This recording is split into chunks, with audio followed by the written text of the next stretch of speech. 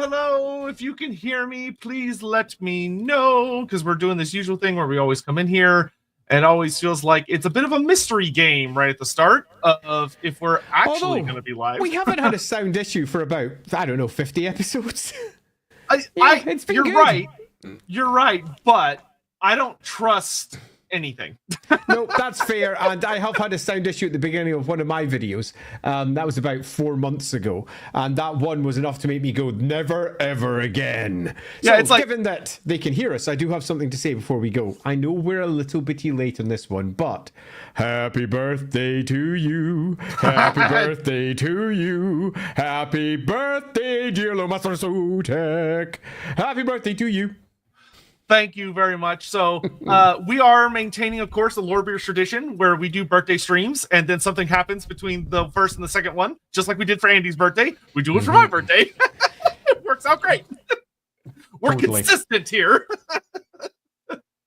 We're consistent in our inconsistent.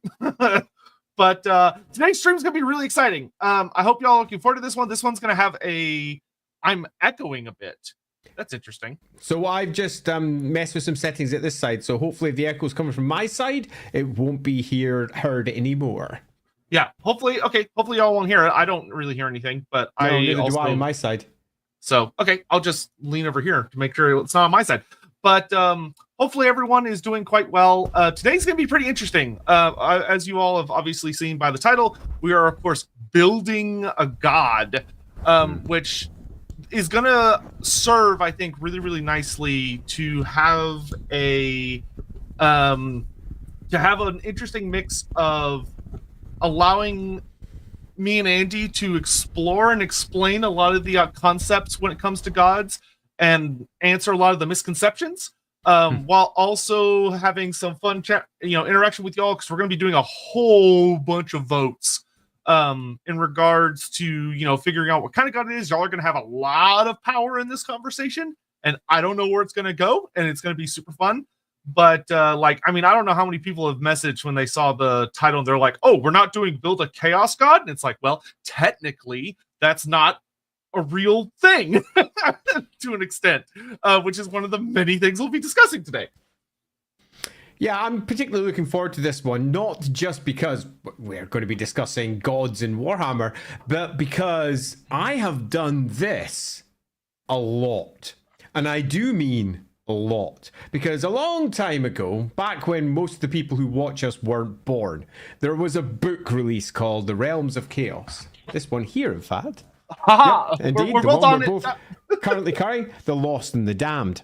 And in The Lost and the Damned, on page, we're probably talking around about here somewhere, where they have it marked underneath the words, the lesser powers of chaos, nascent powers and their demons, there is an entire section on, if we cross to the other side, creating independent demons. And you might go, okay, so demons and making new ones, that's pretty cool. Rules for that? Yeah, no. Wasn't just rules for that. There was rules for the lot, including, right at the top, the patron, as in the god. And it provides a full set of rules for creating gods and all of the demons that might sit underneath that god, which is super, super fun. And I must have done this. I don't want to say how many times I have done this.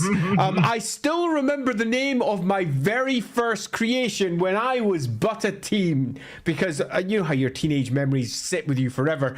And Kelnor Machnalach was the random named god that was, because there's entire tables for randomly determining the name of the god if you wish, the one that was created for the very first time with me. But I must have created dozens, probably more than dozens, of gods for this particular book that was released all the way back in, I'm going to guess about 89, 90, somewhere around about there. I can probably check if I just pop in here. It was 90, so 1990. So that was a full far too many years ago. And I enjoyed this entire rule set immensely, because it wasn't just what it did for the setting in terms of explaining how the lesser powers worked and how you could build your own ones. It was the creativity that came hand in hand with it. And I will say that part of this pretty much determined what would later on, when I started creating them for real, for Games Workshop. I have added to the pantheons of the Warhammer world, I would say at least 100 times. I was responsible for various books on the roleplay side that were dropping new gods all over the place, and some of these I have significantly detailed. So this is not a new process for myself. This is something that I have done a lot, both when I was a kid, then later on when I was a grown-up who was still, let's be honest, a kid, and then later on when I was more of a bearded grown-up writing for the game professionally when, let's be honest, I was still a kid. So here we are, so many years later on Sotek's birthday, heading back into what was one of my favourite pastimes of my youth, which is creating gods for Warhammer, because it's fun. Yeah, and should be a really good time. We're going to hop into it here in just a second. I do want to note, I'm aware that my green screen is being finicky. Unfortunately, I have to like get a step stool, like a little ladder up here to fix what's wrong with it. So just deal with it. Just don't care like I don't. Yeah. You can see my office, whatever. This is where I work and do things. It's true. I'm not actually in Lustria. Cards I'm currently prototyping over here at the moment for another game that I'm currently working on. Oh my god, you're doing another game. Oh, Wait, I always do more games. Can't help myself. Another Lawhammer stream game? No, this isn't a Lawhammer one. This is a more professional game. Oh, okay. Which will be, much like Dark Deeds, a more professional game. And that's a good way to say, buy Dark Deeds. Yes, do buy Dark Deeds. Modifius.co.uk or Modifius.com has got it available right now. We're about to sell out of our first print run.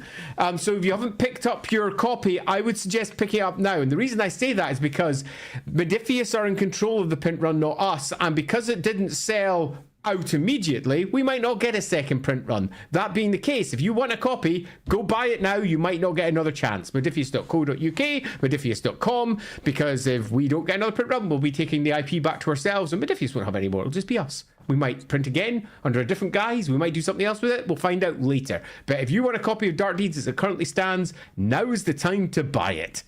There you go. And those links are in chats. Thank you, Hawk. Thanks, Hawk. All right, I'm going to grab the little super chat stuff that came in right at the beginning, and then we're going to hop into going through so many polls. So real quick, the people that renewed their Twitch subs, just want to thank y'all. Jantos, thank you very much for the 30 months. You can hear me? Great. Holy Artist, thank you for the 35 months. That's a long time. That is a long time on Twitch. That's a long time. Almost as old as you are. Yeah. You wee baby! Almost. A little bab. Long Lives 1997, thank you very much for the 24 months of Prime. Thank you very much. 2 years of great content. Thank you. Donoman, thank you for the 30 months. Hello, gents. I'm going to the German city of Wurzburg in a few weeks for a conference. Yesterday, I found out the castle in the area is called Marienburg Fortress. I doubt it's the one that inspired Warhammer, since there are several Marienburgs. It just means St. Mary's Castle/town, some of which are famous, but still. Well, be sure to have a good job and ask them why they seceded from the Empire. I'm sure they'll know what you're talking about. And then Shady Spinach, men hung out with an orc the other day. Pretty fun guy. Ha ha ha ha ha ha ha. Thank you for those. Thank you everyone for renewing your subs. I really appreciate it. Inquisitor Thomas, proposed god name, Hammond Chaos God of Puns. We will. I don't know if we appropriate. I don't know if I want to unleash such evils in this space. Squirtle, thank you very much for the generous super chat. Happy that was very nice. Late birthday, Sotek. Question that's been recently on my mind to ask: is it possible for a minor chaos god of realm to embody mostly positive aspects, or does the nature of chaos itself make that impossible? Yeah. See, the that's important word here is chaos, and what does it mean? Yeah. So I would say if you're using capital C chaos, I would say it's impossible. It's gonna be bad because it's. I think I don't remember what stream it was we talked about it, but the Chaos Gods Big C are entities that are so massive that no matter what they represent, they have become cancerous. They have become kind of, you can almost think of it like an all-consuming organism within the functioning systems that is reality itself, and they're just too big and they're fucking everything up around them. You can almost think of it like Nurgle, some could argue, is a life god.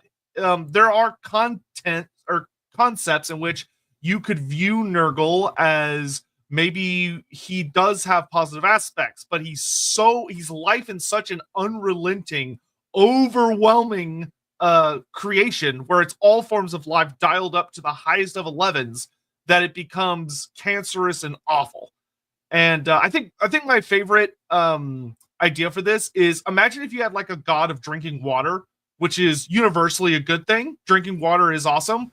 Chaos god of drinking water would be, it wants so many people to drink so much water that it's forcing people to drink water until they drown or they get water poisoning or their stomachs explode. Like, it's taking a concept and dialing up so much that anything that might have been good about it gets just completely overwhelmed.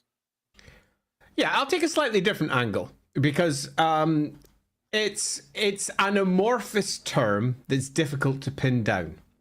And the guidelines that I have had have also changed concerning how best to tackle this particular subject. But I think the easiest way to just simplify it and try to rub out all of the lack of certainty around it is, if we're talking Chaos God, capital C, we're talking about an entity that wants to destroy the world. It is at its heart corruptive, and everything that it does is at its heart about unbinding. It's about entropy. It is about destruction. And no matter how good you might believe a certain aspect of it is ultimately about unbinding the material realm and turning it into something very different. So that's chaos. And no matter how good you might be, if the god at its core is doing this through whatever malevolent manipulation that it has at hand, it cannot ever be positive. It is ultimately always destructive. It is always capital C chaos. No matter how good you might try and spin it as a mortal, it is going to destroy the world. The other gods, by comparison, are not. They are, broadly speaking, supportive of maintaining the status quo, where you have the mortal realms very much as a key, discrete, entirely separate entity that is not heading for destruction and are working against or neutral towards the chaos gods who are attempting to destroy it. So you could almost argue this is almost our first question. And that question is, are we going for an entity that is seeking to fall in behind the great four powers of chaos who are seeking to destroy the world? Or alternatively, are we building a god that does not seek to destroy the world? That's a pretty fundamental question. So this one here, is it possible for a minor chaos god or realm to embody positive aspects? No. Destructive only. And how that destruction manifests in whatever various forms of horror will very much be down to the different descriptions, the different ways of imagining it, but ultimately the nature of chaos itself, which is destruction, makes it impossible. Yep, full agree there. Daniel 2 Electric Boogaloo, well, a god rather than a mere demon prince, but yes. Though you could argue that demon princes are gods, depending on how you look at it. Russ W, delayed birthday for our Sotek thing. The council's greatest mighty gift. Just as a small aside, it's not just you could argue. The rulebook literally says they are. If you go back to the original one, it says the patron that you create can be a demon prince, because demon princes are, particularly when they are unique and not attached to one of the great four powers, gods. They are actually gods. They are elevated mortals who have become gods. Sigmar is a perfect example of this, although Sigmar is not a god of chaos. He is a god who very much wishes to seek to support the mortal realms. Sigmar is just basically a demon prince. Yeah, basically. Yes. I mean, it's a weird way of putting it, but if we're just looking at the core terms and what they mean, yes, he is. But the word demon suggests associated with chaos, which means in other respects he's a god prince, whatever, god king, whatever you want to call him. But effectively, he's the same, an ascended being. Yep. The council's greatest mighty gift, Grimgelto. We summon you. Bless Sotek with their presence. No, thank you. No, Skaven always get the best gifts, don't they? I bow to your magnanimous and truly considerate gift. I can't possibly accept it. Because it's too great and mighty for a simple little man such as me. So no. Captain Magma, playing Stellaris is a bandit empire. How about a god of thievery? We do have a couple of those kicking around the Warhammer world. There's a couple of god of, I mean, Ronald at its base level. But who knows? We might end up in a similar pocket depending on how people end up deciding to do things. Cinchmeister, does Warhammer Fantasy have a god of hangovers? No, there's not one listed. I mean, there's lots of gods who I assume we're going to be largely associated with it. I'll just pick out one that's very obvious. Ulrich, they are great drinkers, the followers of Ulrich, but broadly speaking, no, not specifically called out as a god of hangovers. Yeah. Also, I have started the first poll about whether y'all want to make a big C chaos god, which means that we have to, if you choose big C, then we're immediately constricting ourselves to we are dealing with a destructive entity that ultimately its goal is to bring down reality. If you choose to preserve the world instead, a non-chaos god, we are dealing with a god that might not necessarily be a good god, quote unquote, but it's not, you have a wider frontier. I'll put it that way. Yeah. Can manifest in many ways. And just to make sure that we have that clear, Big C Chaos God means ultimately aligned with the great powers in their desire to bring about the end of the world. The other gods do not wish to do this. And a good example of those, if you know your Warhammer lore, is take a look at the Elven gods. The Elven gods have got two very different parts of their entire pantheon. One part that are seen as, broadly speaking, the good part, the other part, the underworld part, broadly speaking, the ones who go against chaos in very dark and dark elf, relatively evil ways, if you wish to view such terms. But being a god with small c chaos rather than big C chaos in no way means that you are not dark, malevolent, or perhaps truly awful. So in the Warhammer world, evil is not very much associated with chaos alone. It's far broader than that. But if we're going with chaos, big C, you will definitely be building something that is, broadly speaking, bad. Hammond, what is Dark Deeds and how do you play it? We'll keep this super short. It's not about this stream. Dark Deeds is a game from Mark Gibbons and Andy Chambers, two old hands of the Warhammer brand back in the past. And they have created a game of malicious minions where you can, well, be a malicious minion working against your peers in an attempt to appease a nasty patron in the city. It is super fun with gorgeous art and a bajillion cards. We have 2 copies of it behind us right here. Well, actually not true. We have 1 copy and 1 pre-production copy on the other side. You might be able to tell if you actually look at either copy, one's bigger than the other. The one on this side... The one on this side is almost 10% bigger than the one on that side, because this is the pre-production copy, and the boards moved around on the inside of it. It's a pain in the neck, so we reduced the box size slightly so that it would work better. But yes, it's a good brilliant game. Yeah, I would highly recommend it either for yourself or a local game shop or any of that stuff. And I don't get kickback on it, so my opinion is legitimately honest. I've played it several times. It's a really, really great game. I was even so miffed when a friend of mine accidentally lost one of the cards that I bought another set. Which I actually recommend you all do this. Yeah, get a set. Buy a second copy. Yeah, because the thing is that in a set, every single card is unique. There's no repeat cards. Like every single one is unique and gorgeous. So everything in it is incredible and awesome. Highly recommend picking it up. And who knows, maybe we'll talk more about it if we were to make a God of board games. Who could say? Yeah. Magladroth, happy birthday, Sotek. Wishing you all the best, beating Biofoot to this, but Fishman God, let the Eldritch horror rise. I will stop now. I mean, we could end up with a Fishman God. We'll see where things take us. It is really, really gorgeous art, especially because you can use it as inspiration for a lot of other things. Hammond, Wurzburg, is that where Sterland is from? not that kind of worse. And yeah, probably. Hagen, literally pause Epic the Musical for this. I am ready. Epic the Musical is so good.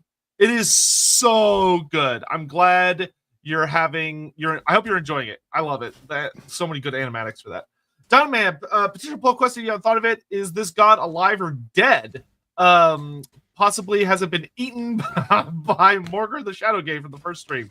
That's something we'll definitely have to talk about and consider.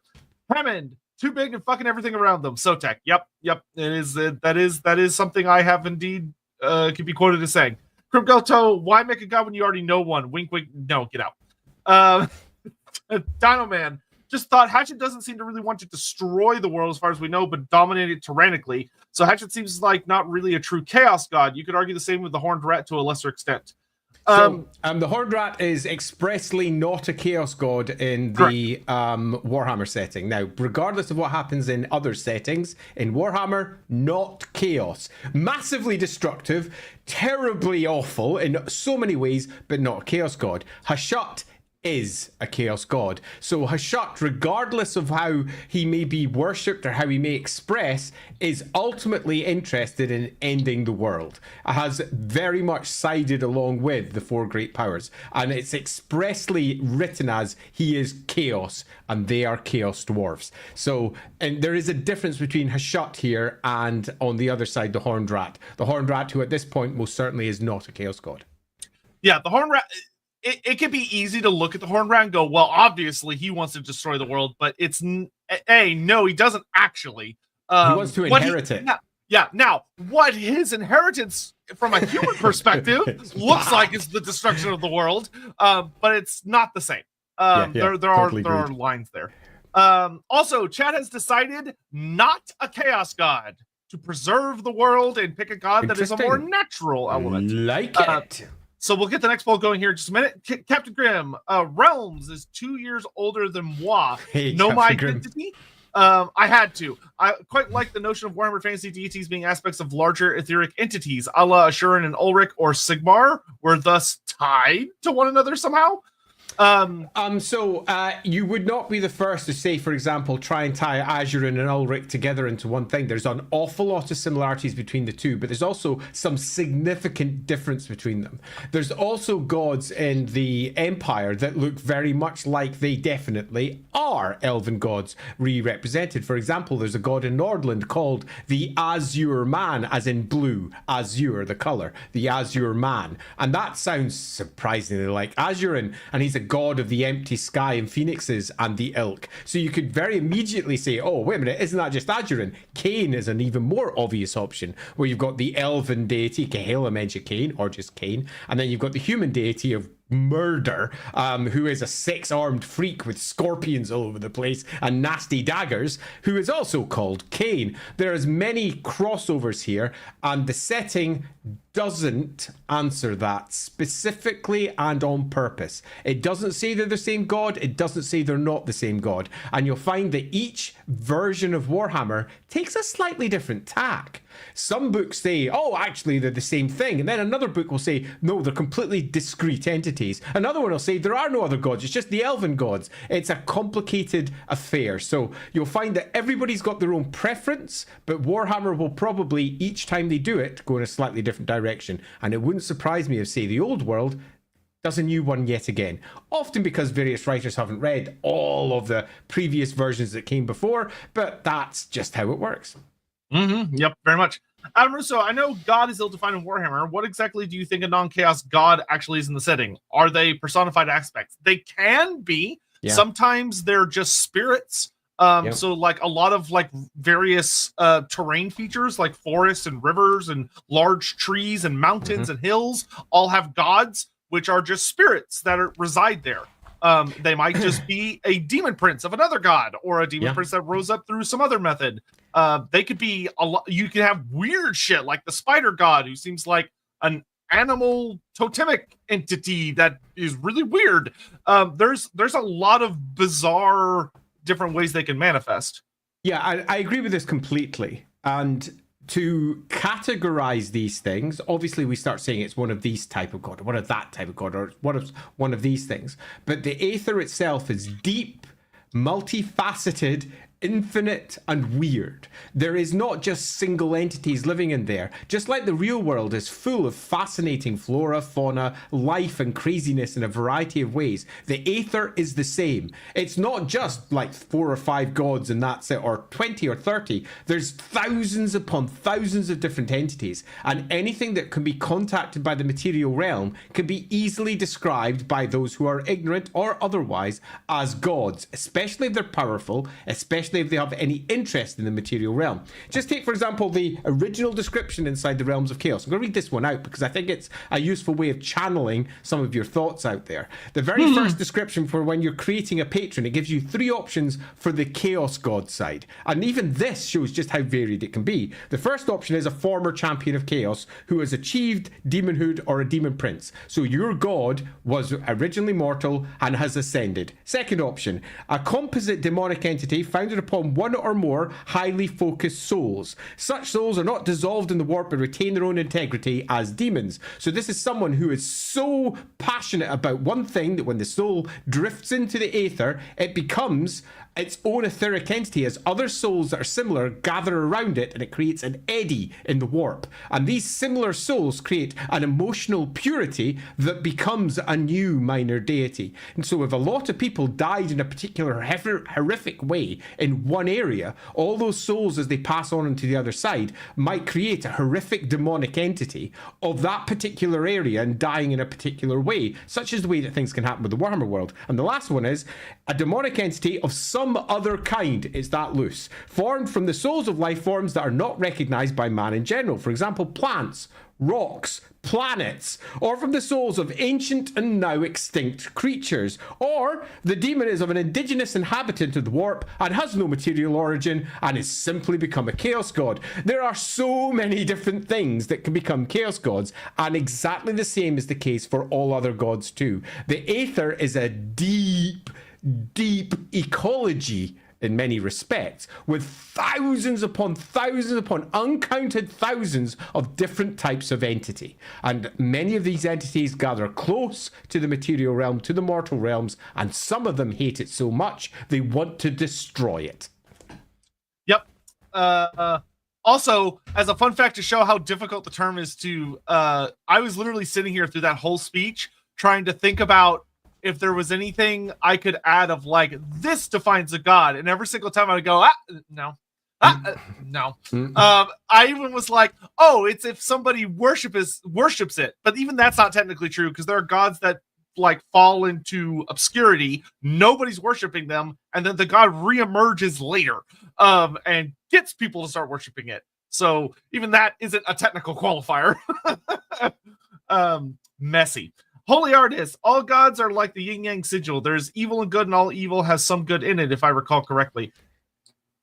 Yes, and if you're viewing the morality of things in such simple terms as in good and evil, then yes, Warhammer often falls back on a different morality seesaw where they go order and destruction, and that's a very common trope amongst many. If we go back to many of its sources, it would be law and chaos. That was the one that was presented, by example, by Michael Moorcock, was the sole chaos originating point, if you will, that Warhammer then took and used for itself. There is, I think, more complexity than this alone. I would suggest that a simple disc of good and evil in no way really reflects the Warhammer world, even though we have the elven gods following a very similar point, to the point that the yin-yang symbol is a core elven device. It is the symbol of Azurman himself, and you'll find it on a lot of the older artwork of the elves, where you'll see a yin-yang symbol, because they just copy-pasted it from Eastern mythology over into their elves in the original treatments from about the 4th edition up to about the 6th edition, much less common in later ones, because obviously they're pursuing potential of using it over in, say, Cathay, upon whatever. But that sort of Eastern methodology is definitely applied to, say, the elves. Rocker Boy Jukebox, with contribution to back entities tied to a military industrial complex like Militech for Cyberpunk or Atlas Corporation from Call of Duty, I assume? Probably. Yeah, if blood is being spilled as a result of the actions people are taking, there is some element of Khorne that will support what they're doing. Is there violence involved? The answer is yes. Does that mean it can be corrupted by Khorne? The answer is yes. Does that mean that that entire organization can then be used in a somewhat Werewolf the Apocalypse, for those of you that are World of Darkness fans, fashion, where the great corporations are effectively manifestations of the great big bad guy in that setting called the Worm? Absolutely. Can it be used to corrupt the world? Definitely. I think both of those are fine. Go look and indeed, anything can ultimately be corrupted by any of the Chaos Gods, depending upon which route they take towards corrupting that group. Yeah, I mean, Khorne by far has the most like sci-fi tech in fantasy of the Chaos Gods, with the skull cannons and juggernauts, which are mechanical flesh hybrid things. So yeah, I think he would be super down for all of that. Thanks, Charles CK, are Hachette the Maw or the Horned Red big Chaos Gods? Hachette is, the other two are not. Correct. 100% correct. And make sure that we understand this. And it's really easy once you figure out the defining point of what makes them Big C Chaos, and that is they are ultimately there to destroy the world. They are the gods that, if you go to the elven myths, that rebelled. They are the gods that said, Azurin, fuck you and your plans, we're doing it a different way, and they tried to destroy the world completely. And that's what caused the original cataclysm, according to some myths. Other myths say the cataclysm was a natural result of the old ones' hubris, and it all fell apart because the old ones were not paying attention. The Chaos Gods were an external entity that was coming in. There's lots of different stories that say different things, but ultimately the core bit that we can keep super simple on is, are they looking to destroy the world? And the big Chaos Gods are. What makes good gods turn to chaos? Can we blame the parents? That is hilarious and a little bit, kind of, sort of. Yeah. You got to remember that the four great powers of chaos are part of some pantheons in the Warhammer world. In fact, they're part of almost all pantheons. It's just that most pantheons have them so prescribed, you just don't talk about them. But because of the core nature of the Chaos Gods, the word Nurgleth, for example, simply the core of Nurgle, is a core word in the Warhammer world. It means something. To say that word is to bring about that god's essential essence. So it's a word that is almost slipped through, because the winds of magic are everywhere, into every consciousness that exists, because every consciousness that exists can tap through into the warp unless they are somehow dead to the aether that lies beyond. So the Chaos Gods are there for almost everybody. Now, what makes the good gods turn to chaos? There's almost no easy way to answer this beyond story and myth. For example, the Chaos God overwhelmed that god and made it turn bad and corrupted it, which could be one way of trying to describe how the great mass that is that Chaos God in the warp, its eddies had reached out and swirled over another one and corrupted it entirely, turning a god from one thing to another. That would be one myth you could use, but there is as many ways that I could describe this as there are gods who potentially are now Chaos Gods. Broadly speaking, though, the vast majority of what we consider to be the lesser powers were originally probably mortal. And they elevated to becoming demon prince in some fashion, and through ascension, they have become Chaos Gods, continuing the work they did in life on the other side. And we have multiple examples of these across the lore. So most of them is because of their stories, their individual stories, but many of the entities over in the realm of chaos in the aether have decided to flit from one side to another as well, and that's one of the reasons why you can just create any old patron you want using the old realms of chaos rules. It could be a great spirit of the wood that gets completely corrupted, perhaps by Morgor. That even could be it, because he effectively is a chaos god also. So there's lots of different routes that we can go down here. Morgor is someone we should definitely be adding on these lists, because he is a chaos god. Yes. Rexy33, is there a god who embodies fear like Phobos and Deimos from Greek mythology and Warhammer? A god that purely embodies... Not that's off the top of my head? No, I mean, there's lots of gods that use fear as a core component of their divine manifestations, particularly Cain. He uses it all over the place with the human magic, where he instills fear in his peeps. But broadly speaking, not off the top of my head either.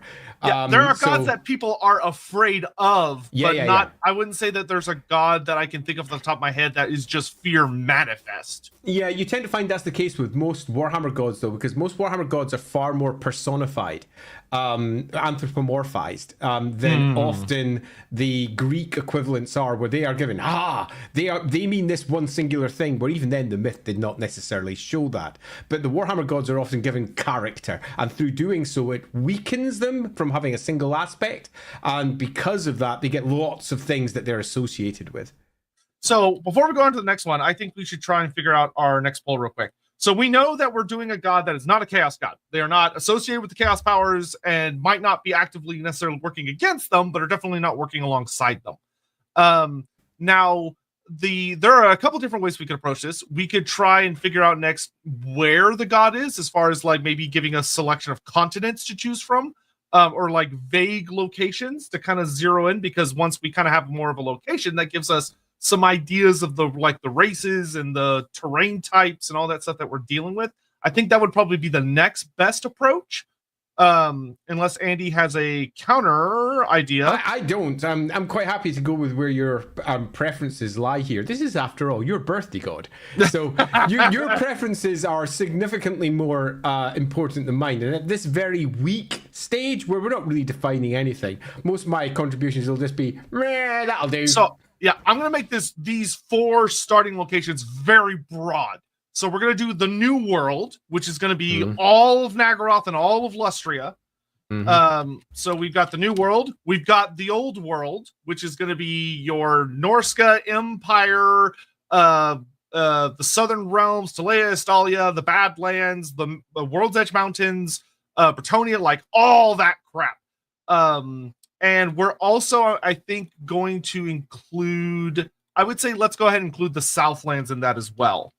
So we'll do the Old World, the New World, then we'll do the Far East, which the Far East will be Darklands, Grand Cathay, Nippon, Koresh, and Mountains of Morn, everything out that way. And then an option that would be, the last option will be our little crazy option, which will be the ocean, or the extreme north and south. So southern and northern. We'll put Arctic and ocean. We'll put it that way. So this will be either the northern and southern chaos waste and the ocean.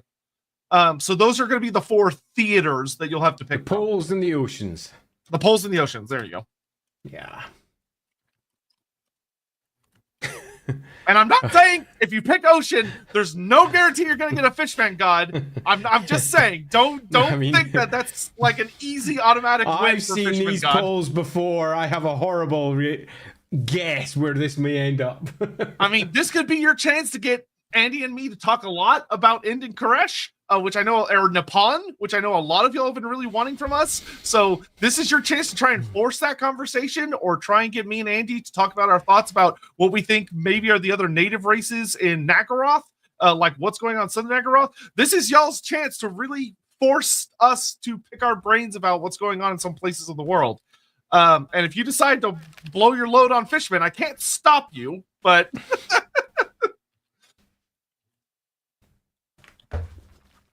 I feel like the power of the fish may be too powerful, but we'll see what happens. We'll see. All right, that poll's up. So with that, we can continue on here. And if you're like, oh man, I really want to talk about like Greek gods, well then the Old World would be really good, because we could talk more about like gods that exist around those kinds of locations. Because fun fact, the classical gods do not by any means encompass all the gods that you would find in Talea. In fact, we actually know quite a few gods that are not in Talea. Yeah, if you want to do like a special hobgoblin god, yeah, then you want to pick the Far East for the Eastern Steppes. Far Salamanders, touch off topic, but why are the Chaos Gods trying to destroy the world? Yeah, that's not off topic. That's not off topic, and this is something we've actually discussed a bit. If you go check out the the Brass Citadel stream of depending on who you ask, we don't know. Yeah, I think again, there are myths.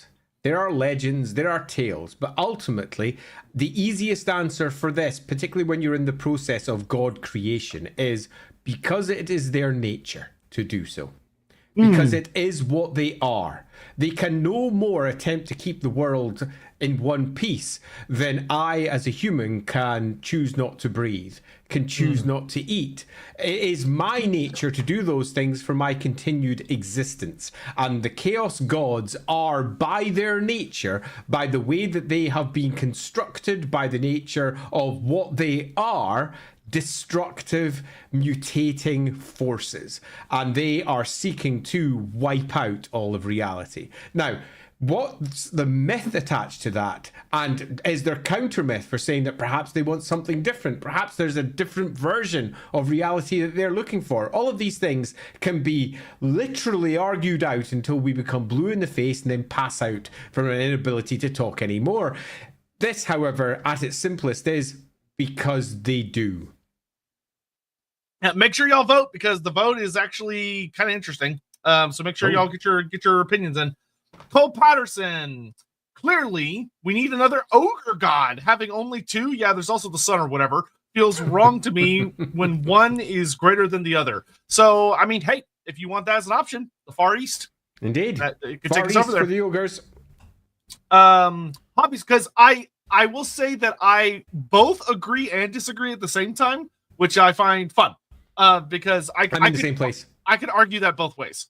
Yep. Hobby Squire, how much knowledge does the people of the old world have about chaos? Like, I understand wizards and witch hunters tend to be fairly knowledgeable. What about everyone else? So very few people in the old world actually know that much. There's a lot of people that try and understand, but it's really difficult because by trying to understand it, you are, without a shadow of a doubt, exposing yourself to forms of corruption. It's literally like walking into a room where there's a very radioactive material and you have no idea what you're supposed to wear. So you just walk into the room and every second that you're in there is horribly dangerous. And that's what it's like to study chaos. There is no safe way to do it.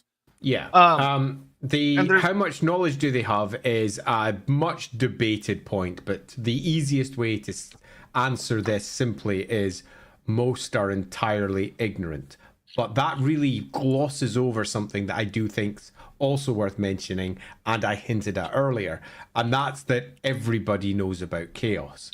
Because it's in their souls, it's in their hearts. And they might not know any fact or any detail, but when they hear the word, when they get close to it, when that whispered sibilant sound is mentioned that speaks to the true nature of that deity, it fills your heart with dread. It fills your heart with fear. Tzeentch, as a term, isn't just the name of a god, which we in the real world can just happily throw out. Say, Tzeentch, you say that, you say the word Tzeentch, and that has reverberations in everybody's soul, because it is a manifestation, a divine word that speaks to everything that god is. In the Dark Tongue, it's literally that god's description. It's not just a name, it is defining exactly what it is, and through using it, everyone around will get the shudders, the fear. So whilst people have no idea about any of the details, they know it's wrong. It's one of those reasons why most chaos cults, if they use the actual names of gods amongst their cultists,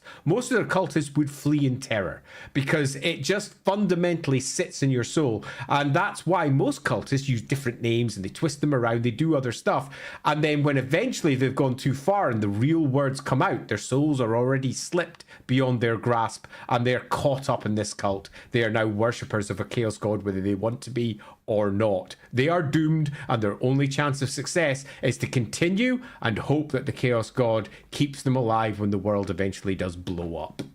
All right, so Bummer. Twitch chat tied on the Far East and the Poles in the Ocean, but YouTube chat went overwhelmingly to the Far East at 46%. So we're heading off to the Far East. Good job, y'all avoided the Fishman God. We would have talked about it, but I kind of wanted to do something a little more interesting, to be honest. Go watch our Fishman stream. I feel like we covered them pretty heavily. Yeah, over we there. did a lot on the Fishman stream. It was a good one. Yeah, that being said, the other thing I'll add to this Hoppy Squire is the fun thing about this is there's also very wild extremes, because knowledge can come from a lot of really interesting sources of that. There are gods and entities that are whispering knowledge to their agents. Like Varinans might know a lot more than you might expect. So might a Sigmarite, or someone that has spoken with dwarfs or elves that have experienced chaos and written down a lot of things. But often what you'll find that's really fun is in universe, a lot of people speak in code, or they try and write things in ways to, it's like, imagine something, an entity is reading over your shoulder to see if you're learning about certain concepts, and the person that's writing to you knows that entity and thinks they know what that entity is looking for in the code, so they're trying to write a different code that the entity can't decipher, but you can. And it's really, really fun when you read about those kinds of notes in the lore about how people try and communicate information about chaos. It tends to rely very heavily on like allegory or coded messages and stuff, and it makes for a really, really fascinating amount of world building. Inquisitor Thomas, I like the idea of a horrific amalgamated soul god of shitposts, the terror we all experience groaning at Hammond's joke, leaving scars in reality. Scar in reality. Let me also, while I'm here, say, hi, Sage. Oh, hi, Sage. Nice to see you out there. Hey, Sage might be perfect for where we're going. Yeah, indeed. If you don't know, Sage is one of the players in Lorehammer, and she plays Nipponese. She plays someone from Nippon. Go watch Let's Lorehammer. just leave it at Go that. watch Watch Lorehammer. if you want to know more, but it goes pretty crazy. JCAG, happy late birthday! My early super chat got lost. Oh no! Well, JCAG, I'll if you had like a particular message or question for it, I will be on the lookout in the YouTube chat. I'll look out for it too. One of us should catch feel free to just drop it down there. Charles CK, are gods ontologically distinct from other etheric entities, or is it just a matter of which entities are acknowledged as gods by mortals? Yes. So Charles CK, this question is a matter of debate, and that's not just with us debating out on the real world. It's also a matter of debate inside the Warhammer world, where they themselves do not have the answer to this. And because a lot of the expressions of this particular philosophical position is expressed in time. Hey, Maker Mike, thank you very much. Woohoo! What a badass. As I continue on, Also, thanks, Sage. I will in fact pour some Jack Daniels into that, because I had that old game where whenever anyone bought a copy, I added Jack Daniels to my glass. I got pretty drunk, but I'm doing that regardless. It was good times. So thanks for that. And I'll say to finish off on the etheric entities point here. All of the above ends up being the case, and the distinctions between them are sometimes prescriptive, they're sometimes descriptive, and different parts of the world take on very different arguments. So sadly, there is not a consistent answer to this one. Yeah, also ontological is a perfect word for today's stream of yes. It's gonna get mind funky. Yeti, is there anything in the Warhammer world similar to the Lady of Pain, something beyond gods? I don't know enough about the Lady of Pain to answer this with any authority. So I'm not quite sure is my answer to this one. But I will go do a bit of clattery keyboards to see if anything pops up. If anyone in the comments can drop in a super simple description, because I should know this. I have, after all, played... It states she's not a deity. She is simply an entity that exists regardless of worship or anything of the sort, and is simply beyond. So she's like a fundamental aspect of the universe as opposed to a god. The answer is yes. The Warhammer world is not reliant solely on worship. It is not. For all the descriptions, particularly in the old Realm of Chaos books, very much speak about the warp in a similar fashion to how 40k used it, because it was one warp for both settings. And the gods were very much created from the souls of mortals. Worship was not a core component of that. It was their souls themselves that mattered. The entities in the Aether in Warhammer are not that alone. Many of them are entirely independent to anything that happens in the material realm, completely independent. So because of that, we can happily say that yes, there's almost countless entities which are created beyond the sphere of mortals. Yeah, and there's also notes within the like the old one lore that there were things within the ether when the old ones like first stumbled in there that were already by that point ancient beyond reckoning, that like were disturbed by the presence of the old ones messing around with things. There are things that might not even have showed up that we're just not aware of. And when Andy read the description earlier, kind of mentioned that there are things that are native to the ether and have nothing to do with the material universe. Yeah. There are completely distinct, bizarre, freakish entities that exist somewhere deep within, that someone could stumble into somehow at some point, which would probably not be a good time. Yeah, and I think it's something that in general Warhammer hasn't tackled. It hasn't really described entities of the Aether with any description at all, largely because many of the writers have drunk in many respects the 40k Kool-Aid, and they think of the realm of chaos as the realm of the four great powers of chaos, and that's it.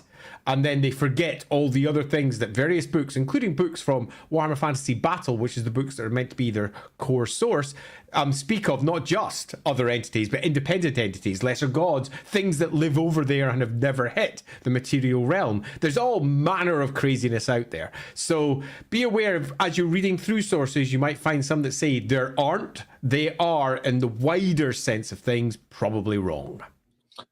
That being said, if you mean it in a different context, feel free to drop it down and we'll, tackle it. Magnetron 44, they're demigods, aka one parent is a deity. Yep, happens a lot. Some of the gods have shown up in the mortal plane and they like to fuck. Yeah, they're not quite as Greek rapey as you get with, say, Greek myths, because they get really pretty rapey over with the Greek myths. Sexual assault is a core component of many of the deities' tales. Obviously, for sensitivity reasons, that almost certainly isn't the case for any Warhammer equivalents. But there are many tales of Warhammer gods that walk the material plane. The most obvious and easiest to pin down is Ulrich, the god of winter, war, and wolves in the Empire. A god who is a god of very much the northern part of not just the Empire, but anything up in the north. And Ulrich is known for being in the material plane and having a lot of kids. And the books that you tolerate in this, or Ulrich's Creed, also detail multiple tales of that god mixing up with mortals and constantly fucking up, making mistakes, having kids by mistake, doing things he shouldn't do, coming back and finding an error, which is why the Ulrichans don't look at Ulrich as a god that they should emulate. They look at Ulrich as a god they should learn from. And the core of the Ulrican Creed, is you must stand on your own 2 feet. You must make and learn from your mistakes, which is why there's a lot of mistakes in the Ulrich Holy Books. That's such a healthier method than Paragon worship. Yeah, quite. So, Hawk, you joke, but this could be argued. You could argue that Archaon is a demigod because his father is Be'lakor. Yes, there's no argument. Archaon's a demigod. If we want to be very simple, and we're just being reductive with our terms, so trying to reduce them to the very smallest descriptive points, Archaon is the son of Be'lakor. Be'lakor is a god. Now, he's a god who got royally screwed and ended up being equivalent to about a demon prince, but demon princes are still in their own ways gods. So yes, Archaon is a demigod, and he's a demigod who eventually, through the course of his many successes, effectively becomes a complete god. Yep. Captain Magma, inverse to Big C Chaos, a material god that wants to destroy the ether. That would be a fun idea to explore. So that wouldn't be a god. That would be a mortal. Oh yeah, possibly that was an immortal mortal, but that would be a mortal. Until they become etheric, they're not by definition a god in the Warhammer world. And we have a clean example of that with Nagash. Nagash gains all the power of a god, but isn't actually, strictly speaking, kind of, until he is. Yeah, this is basically Nagash. Yeah, this is Nagash. You're describing Nagash there. Yep. Vaultboy 1300. Happy belated birthday, Sotek. Perhaps a human god of magic would be interesting. Something different than just Verena with magic. Well, seeing as we're heading off to the Far East, that could very well be the case, which I think it's actually a good time to do another poll. So we're going to do another location poll, and we're gonna narrow in a little bit more because it can give us some particular flavor. Just some ideas that I want to throw out just to be turning y'all's heads before I get the poll actually up. Something that we talked about back with the Cathay streams, if we decide to go to Grand Cathay, is the idea that Grand Cathay is not allowed to worship gods. The dragons have actively suppressed the worship of gods. But there are still gods in Cathay.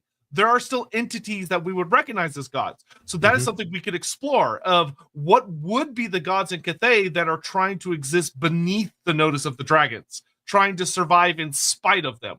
We could go over to Nippon, which, thanks to Andy's work on Lawhammer, there are actually a lot of really interesting discussions we could have about what might be over there. This stream is purely theory crafting and having fun. We don't have to go somewhere that we know a lot about. I will probably so I'm going to do an option that I'm going to call unknown lands, which will be in Koresh and Nippon. That way it kind of helps us sort our ideas. We could go to the Darklands and talk about might be the native gods of those lands. We know about Hashut, but there are other species that live there. There are other entities that would have been there long before Hashut popped his head out of the sand. that would still be kicking around and making a mess of things, and there would be some spooky ones. And so the big ones I'm going to give y'all are Unknown Lands, the Dark Lands, Grand Cathay, and then the Mountains of Morn. So if you want to talk about perhaps a third ogre god, what's your option? Sorry, I didn't catch that. So the Unknown Lands, which would be places that we don't know a lot about, Grand Cathay, the Mountains of Morn, and the Dark Lands. And we're missing the steppe there. I would count that as Unknown Lands, in my opinion. You think so? I mean, it's pretty defined with the hobgoblins. Yeah. I think the steppe would be more naturally aligned with the Darklands. They're all the native greenskin areas. So okay, I'll put it this way for you. We only have 4 choices, and if they go Unknown Lands, I have 4 slots, which Eastern Steppes would be the 4th slot. Okay, cool. Okay, so if you're looking for the Eastern Steppe, use your Unknown Lands option. So what's the core of how you would perceive the Darklands and its potential deities? Because the Unknown Land seems very clear, where the Darklands seems less clear. Yeah, so for the Darklands, I would say think about the natural home of the Noblars, the ancient Famir down in the swamps and the jungles original that home fall of the along the halflings southern as well. coast. The original home of the halflings. We've got of the lands, the towns and places of pig barter. The Dragon Isles are right there. Yeah. You've got gods of the creatures of the Darklands, such as the Bale Tauruses and creatures of fire and terrible nastiness. There's a lot of really there's weird a lot of stuff things. around there. Yeah. If you want to go a really monstrous option, gods of like the deep, rich earth. Of the boiling magma and oil and all these like things deep down. Cool. Out of pig barter. You've got enough there, I think. I think we've got a good idea of what we get from the Wolflands and the Badlands and all the rest of that horrible place. Oh yeah, I didn't even think about the Wolflands. Yeah, the Wolflands and everything else. There's quite a lot around that area, and greenskins will be a core component of much of what we could discuss. And obviously, it's the original foundation point for many of the human tribes that pass through that area: halflings, noblars, et al. There's all manner of cool stuff that we could have from there. Cathay seems to be pretty obvious because we've got multiple human tribes that would have been in that area that were eventually bound together underneath the rule of the dragons who heavily suppressed worship of any other any deity, not any other, any deity at all, and the worship of various gods of various stripes continued regardless, because there is always that other entity out there that can provide a far more immediate effect than a distant dragon who is doing nothing more than expecting you to toil towards the greater good of the Grand Cathay as a whole. So yeah, there's lots of cool stuff that we could drag from all of these, I think. Yeah, especially because we do know the Dragon Emperor took a little while to like conquer all of the tribes, so there would have been gods he would have been crushing, quite literally. All right, I'm starting the poll right now, and then we'll keep going with super chats. Like that. So Jim Jones is the chaos god of, I don't because don't know who Jim Jones is, but I presume I don't want to know, given that you said I'm expecting some sort of horror. So that being the case, I might move on swiftly. Yeah. Am I right? Not a great guy. Not a great guy. Not a great guy. Thanks, Hammond. An actual cultist in our world. Not a great guy. Chapter Grim. On holy words, fortunate is a bit of a prayer. It's a bit bringing up fortune. Chapter Grim. I am not going to be able to read that without sounding like an idiot. Audaces Fortuna Eovat, I guess. As the Telosi would say. This is really where I require Lindsay, because she studied Latin altogether far more than I did. My use of Latin is, Lindsay, I'm doing this, please. I want to make it classical or Imperial Gothic or whatever. Can you translate it, please? And remember, there should always be a Greek influence in there somewhere. Thanks. That's pretty much my experience with it. Blow our load on Fishman. Is that how we get caviar? Yep, sure is. Dear. Yep, sure. Ricky Chapman, sorry for being late. Walked into a new hobby store. It was a blur for a few seconds, and then we walked out with over $200 in models. It's a dangerous place. They'll just mug you. They'll just take all your money.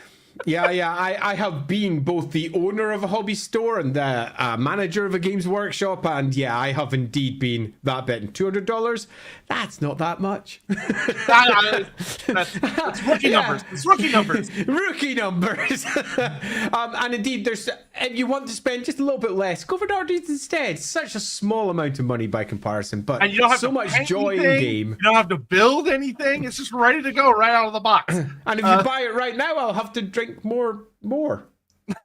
Which means our god options will get more unhinged. Magla drop. Would you say that each chaos god needs the world destroyed in a specific way, hence why they always collapse in infighting when they get close? I would say that you are trying to think of them as too human. Yeah, I agree. But I would modify it with their followers are too human sometimes. Yeah, their followers definitely. Yeah. But broadly speaking, they don't want the same stuff, and they break into infighting because they disagree about everything. Just because you have a combined goal doesn't mean that you agree with each other. I'll give a clean example, and this is where I'm going to go very trepidatiously with my steps, but take a look at allies in real-world politics. There you go. I need say no more. I'm just going to back away from that and say, we know what the world is like, and allies often aren't. And in a similar fashion, the Chaos Gods are that, but add one super important word: destructive. They're all at heart destructive. They are corrupting forces, which means that no matter how much they have built together, they are destined to fall and collapse as they corrupt and disrupt each other. Yeah, make sure to get your votes in, folks. Make sure to get your votes in. This is probably one of the most important votes of the stream, so make sure to get it in. Also, yes, I remember now. I don't know how I forgot for a second, but yeah, Jim Jones was the Kool-Aid cultist. Of course, Kool-Aid. And I did say drinking the Kool-Aid. Did I? Yeah. I think I might have. I probably did, because it's a phrase I often use. It's a very popular phrase, and that is where it got its unfortunate origins. Garg! Does Cathay deny or despise the gods? Yes. How do they comprehend chaos? So, the dragons despise many of the gods. The dragons deeply despise them and see them as very problematic, corruptive, ruinous things. And the dragons, that one of the things I really like about how Games Workshop has pitched them is they're taking it way too far. Like, undeniably, they take it to an extreme, which makes them very, very interesting entities. But as far as how they comprehend chaos, they see it as the great enemy. Yeah. Like the dragons, you have to remember, the dragons remember the world without it. Or at least before it got so big that it was the threat that it is now, before the portals opened. So for the dragons, they are, in a lot of ways, they are the most obsessed with preserving the material plane above everything else. But they're also trying to recapture that which has been lost, which we all know is futile in many ways. But granted, we don't know exactly what old Celestial Dragon Dad is up to, but he's up to something. But the dragons have a deep, deep, profound hatred for what they think of often as gods, because they change the material world. And in many respects as well, there's one other major issue. The material realm is populated with entities that have free will. The gods do not. And now this might sound a bit surprising given what we know of the gods, but the gods are conceptual entities which go in one direction only. And that direction could be very positive, negative, up, down, whatever it might be, but they are incapable of being anything other than what they are. And that means, bluntly, their unchanging ways, which is for chaos in particular a rather amusing way to view it, given that they are chaos, small c as big C, they are fundamentally different, from example, from how Michael Moorcock presented the Chaos Gods, where they were pure change. They were mutated, they were broken, and they were ultimately entropy, moving one thing to the next state of being. And a realm that was lost to chaos was constantly churning from one thing into another, and a realm lost to law was static and unmoving. The gods in Warhammer are far closer to gods of law in that regard, in that they are fixed on one particular path. Khorne is pretty much focused in one direction and can never not be. And that is one of the reasons why Cathay hates them, because the dragons can change their mind. They did, indeed. They changed their mind right at the beginning. They saw the destruction that was wrought by the gods and everything that occurred because of the gods, these entities from outside coming in, and it was horrific. The world almost blew up. They lived through it, and they definitely turned their back on everything that was effectively an etheric entity. So, yeah, bad news, you gods. Yep. There's actually, if you ever find a copy of the Liber Chaotica, there's actually a really good treatise or excerpt from Volkmar's diary or letter that he sent, where he talks a lot about his personal, and granted, it's an in-universe theological perspective, which makes it super fun, but Volkmar talks a lot about how he thinks Sigmar is a superior form of a god compared to the big chaos gods, because he views Sigmar, since he lived a life as a mortal and then became a god, he has the ability to change, whereas he argues that the true etheric entities like the chaos gods, by their very nature, cannot change. Which is a very interesting. Yeah, I think he's wrong too, but he makes an interesting argument. But it's a really good argument, and it's an argument that I picked up as well in the Tome of Salvation, because I think it's a great one, and I think it's one that would definitely be believed by many, many humans. But the etheric entities are, by their very nature, a collection of souls that all think the same thing, that all work in the same way, which means they don't have free will anymore. They're etheric entities.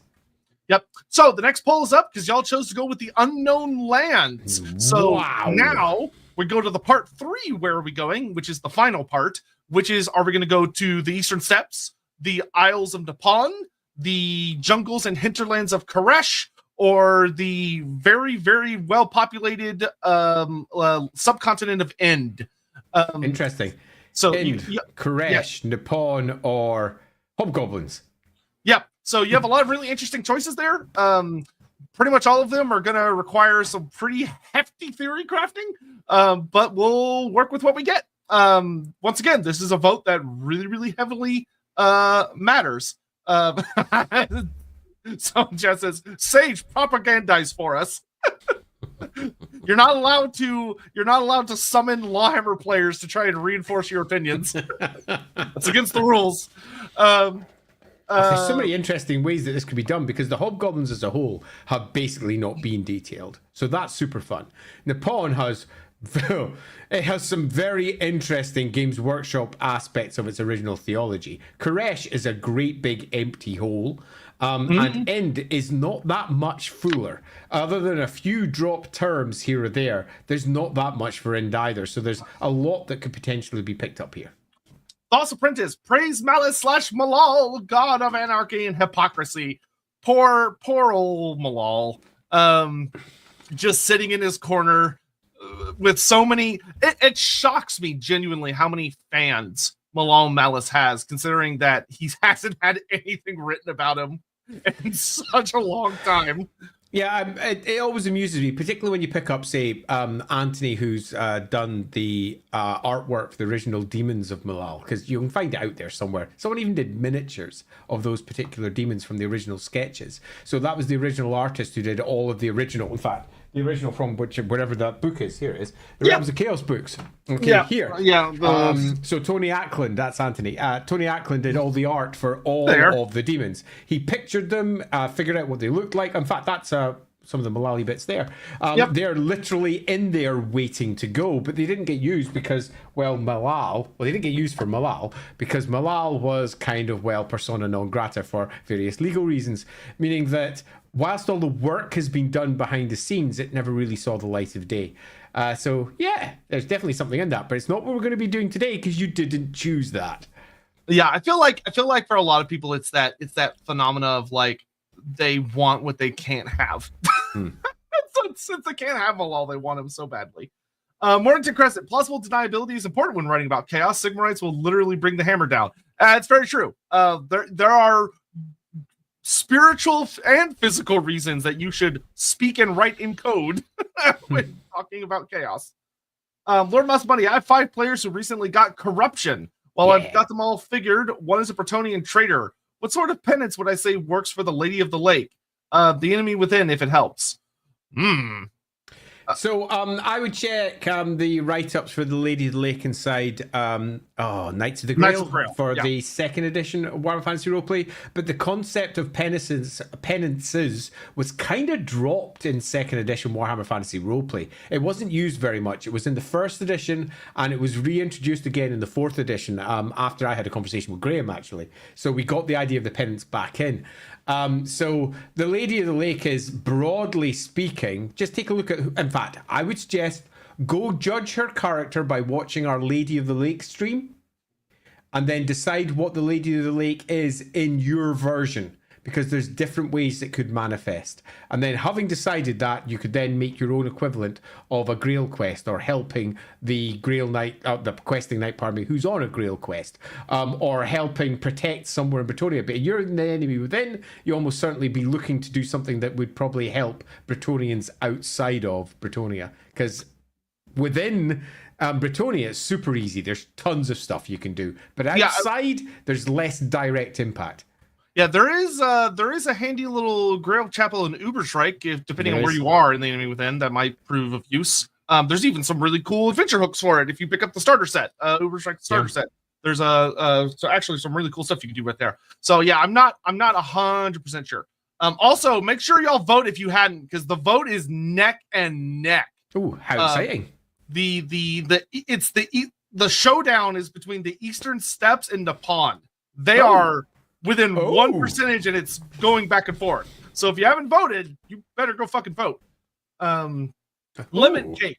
If gods are the collective passionate belief of its believers, could that belief be channeled into objects such as a Dreadquake water ammo being the collective hatred of slaves the Tsar exploited into their weapons? So, you've made a fundamental error. Yeah. And that's that you believe it's their believers. It has nothing to do with their believers. Literally nothing.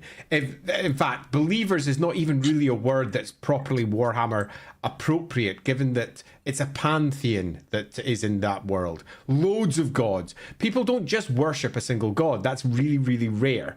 But those who think exactly like one of the gods, and their soul passionately holds that, when they move to the other side and die, the soul will move off in that direction. And there's lots of ways those souls can be enslaved, subjugated, and used by other gods as well. So it's not the only way to add. So in this case, a collective passionate belief. Okay, so let's say they all think like, rather than belief, because belief doesn't matter. The gods are real. There's no need for belief. This is almost like a very orky or greenskin interpretation of things. So let's repitch this slightly, Lemon Cake, and say instead someone who thinks and acts really like one of the gods. So a whole bunch of them who think and act like one of the gods. Could that belief be channeled? No, because they're not dead. It doesn't matter. Their belief and the immaterial powers that individual souls have can change the material realm, though. And that is, under a different disguise, the spark of magic. People who are capable of manipulating the mortal realm using their soul. That's the spark of magic. And lots of people have the spark and they don't realize they have it. And when they believe a certain thing has power, they can imbue it with that power, particularly over the course of generations. Because say, for example, let's just say the local lord has got a mighty magical sword. Okay, it's a crap sword. But everyone believes he's got a mighty magical sword. All of the people believe it, and over the course of generations, all that trickling small amount of magic gathers in that item, and after multiple generations, it can become an actual magical artifact that has become empowered by what you're calling belief, but it's not strictly speaking belief.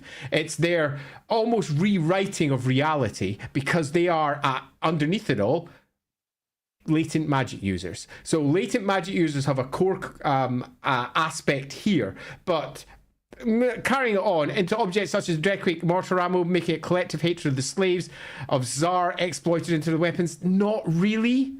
That's not really how it works. Yeah, what I do want to say here is that using a god for that would not really work. But there are forms of magic that can do similar things, that can imbue hatred of particular things or take emotion and wield it as a weapon. Those powers do exist, but it's not related to gods. It's not really a god thing, it's a mortal thing. And mortals in the Warhammer world are either trained or magic users or whatever and can do it on purpose, or they have it latently and they do it by mistake. And they don't realize they're doing it. But it's not really belief. That's not, well, it sort of is. It's their latent magic. Yes. Oh my god! I think this is the closest vote I've literally ever seen. It's super close. Ooh. Yeah. Let's leave it for an extra minute or two so that anyone else is watching out there can go. I love the people in YouTube chat that are trying to get people to go to Twitch chat to try and manipulate the vote on the Twitch chat side. That's how you know it's close. Okay, I'm gonna leave the YouTube chat just up a little bit longer. The Twitch chat is ended because it was running for 10 minutes, which is a good long time. But I'm gonna let the YouTube chat just run a little longer as we go through this. That being said, let me take to the point that this is not horribly dissimilar to what the Demon Smiths quite literally do to Dreadquake ammo. Yep, is that it's very heavily magically infused with some nasty shit. Cameo. Are there any gods of redemption in a setting with so much corruption present? I like the idea of something opposed to chaos in a non-conventional way. Yes, I mean, one of the core... there's lots of gods and goddesses in Warhammer that epitomize things that you might not expect. And a lot of them have got tales behind their creations or their myths or whatever that don't necessarily go in directions that you may immediately suspect, particularly from their descriptions. I'll give a single example of one here. The goddess Katya, who is a Reichland goddess, or a goddess at least of that particular area, of enchanting beauty, of disarming beauty, as it's often written as. At the core of that, her raison d'etre is to take those who are lost to the other gods and bring them back to a righteous path. A path that is, for example, not attached to one of the gods. And that is arguably redemption, but you get redemptions for Sigmarites, redemption for Ulricans, redemption for Chaos worshippers, and that will never settle well with, say, Sigmarites, who will always say there is no redemption, it's time for a bash on the head because you fell to the dark gods. So there's lots of stories of different deities that will have myth attached to this, but broadly speaking, if you are ever attached to chaos, you're lost, according to the vast majority of the gods out there. All right, so over half of YouTube viewers has voted, so I think I will go ahead and end the poll. Okay, what we got right now? So on YouTube, good old the Eastern Steppes won by 3%. That's close. Yeah, but on Twitch, Nippon won by 5%. How many votes in each? However, there was not a very big difference in the ultimate numbers of voters between the Nippon and Koresh guys over on Twitch. I think it was literally only like 5 or 6 votes. Okay. Whereas in YouTube, the difference between Eastern Steppes and Nippon was only 3% of 33% to 30%. But from 153 people, voters. That's going to be more voters. So by literally just a couple hairs, much to my genuine surprise, we're going to the Eastern Steppes. Eastern Steppe? Well, I didn't expect this. I'm I thought for sure we were going to like Nippon or Koresh. Interesting. Yeah. So we're going to get through a couple more super chats. Just before we do, it does seem likely that this is where we're heading, doesn't it? Yeah, that being said, I have a couple of ideas to potentially throw some interesting wrenches into things. And I think throwing a few wrenches over so that we can potentially broaden this is a good idea. Wow, that man, look at so many hurt feelings in chat. So much rage and anger. Recount the vote! Recount! Look, it's his birthday. He's allowed to rig it in any direction he wants. Dynaman, you say that if a god is material, it's not a god. What about the Great Maw? The Great Maw is an immaterial entity with a material aspect. What effectively is the source of the Great Maw's, let's say, worship point, if you wish, if that's how you wish to view such things for the ogres, but it's an immaterial entity. Yeah, you have to keep in mind its initial birth was through an etheric method of when that warpstone meteor hit the planet after the ogres had already kind of started worshiping it. It incinerated thousands upon thousands of ogres in an instant, and this thing happened. Yeah, it was the birth of a god. And Yeah. the birth of the god over in the Aether wasn't just all those ogres who were the source of it. It wasn't just the warpstone that broke reality where it hit. And it wasn't just the collective beliefs of everything that was around. It was a combination of all of those things together, wrapped up with a deity that almost certainly, or an entity would be better, that was almost certainly kind of there already and is now broken and effectively, as some outsiders may view it, chaotic. But chaotic small c, not big C. It becomes a mutating, one could argue, deity of the ogres. Corruption is at its heart in a way that many would view it to be chaos, but it's definitely not a chaos god. Yeah, very clearly hobgoblin treachery. Yeah, they're definitely. I'll also note that go watch the Great Moss stream for more information. But keep in mind, like when me and Andy go on there and we talk a lot about how the way the mob burrowed through the earth was not a straight line. Yeah. It's this weird etheric pathway that goes both through the physical realm and the etheric realm because Absolutely. it's in both very heavily, which makes it really fucking scary. That's one of the reasons the maw is so terrifying compared to many other gods. Captain Magma, there are cases where a soul greater demon, such as Scarbrand or Kairos, eclipses some of the godly etheric beings in terms of power. So I think your biggest supporting point in this would be to just very carefully make a simple definition for each. One, God. This is a great individual etheric entity that espouses a single component of etheric energy. And sometimes that might be a single way of thinking. That might be something that is far less directly influenced by the material realm, something a little bit more abstract, but a single entity.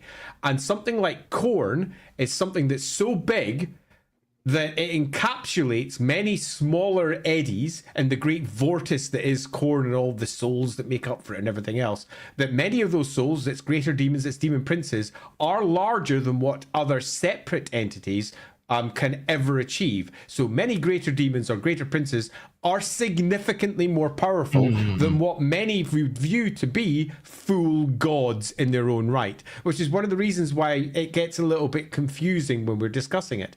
As Sotek and I said more than once, greater demons are effectively gods in their own right. They are a swirl with its own individual way of thinking within the greater realm that is that individual chaos power. And they are absolutely focused on being that one type of entity. And that might be enormous, like eclipsing other gods in its size, perhaps multiple times. If you wish to use material ways of describing such things, they could be 5, 10, 50, a billion times bigger in the great infinite warp. So yes, some will be like that, but at the same point, it isn't discrete. It is always a part of the bigger whole, which means that in some respects, it has power is such a loose word. Yeah, I was anyway. going to say, that also depends on how you define power. Yeah, like, exactly. What is the circumstances? Power. What does it mean? There is a certain level of independence that they will never truly have, even if it's a god of independence that they are a part of. It's big and it's complicated, is the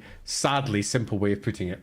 Yeah. Plus, it's like, A good question, Captain Magma. What is the contest they're having? Is it a feat of martial strength? Is it a feat of magical strength? Is it a feat of, like, there's a lot of different...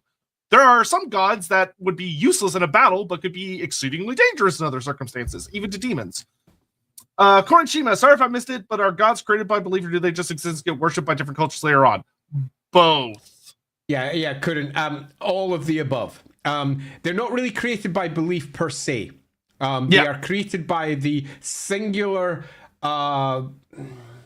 characterization of an individual soul upon death and moving off into the aether.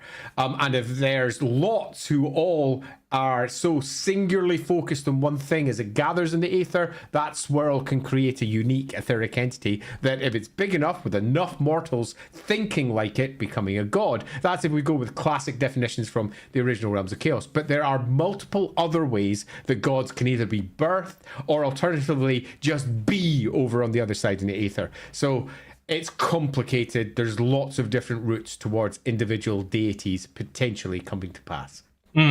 Chapter Grim, fortune favors the bold. Fortuna is Lady Luck. Yeah. Yep. Korenchima, also, if Ashurin is the king of the elven gods, and you've been stressing elven gods are simply gods, how's his relationship with other pantheons? Does he lord over them? So this is something we've actually spoken about in prior streams on Lorebeards. I don't remember which one specifically. That there, I think it might have been the Kane stream or something like that.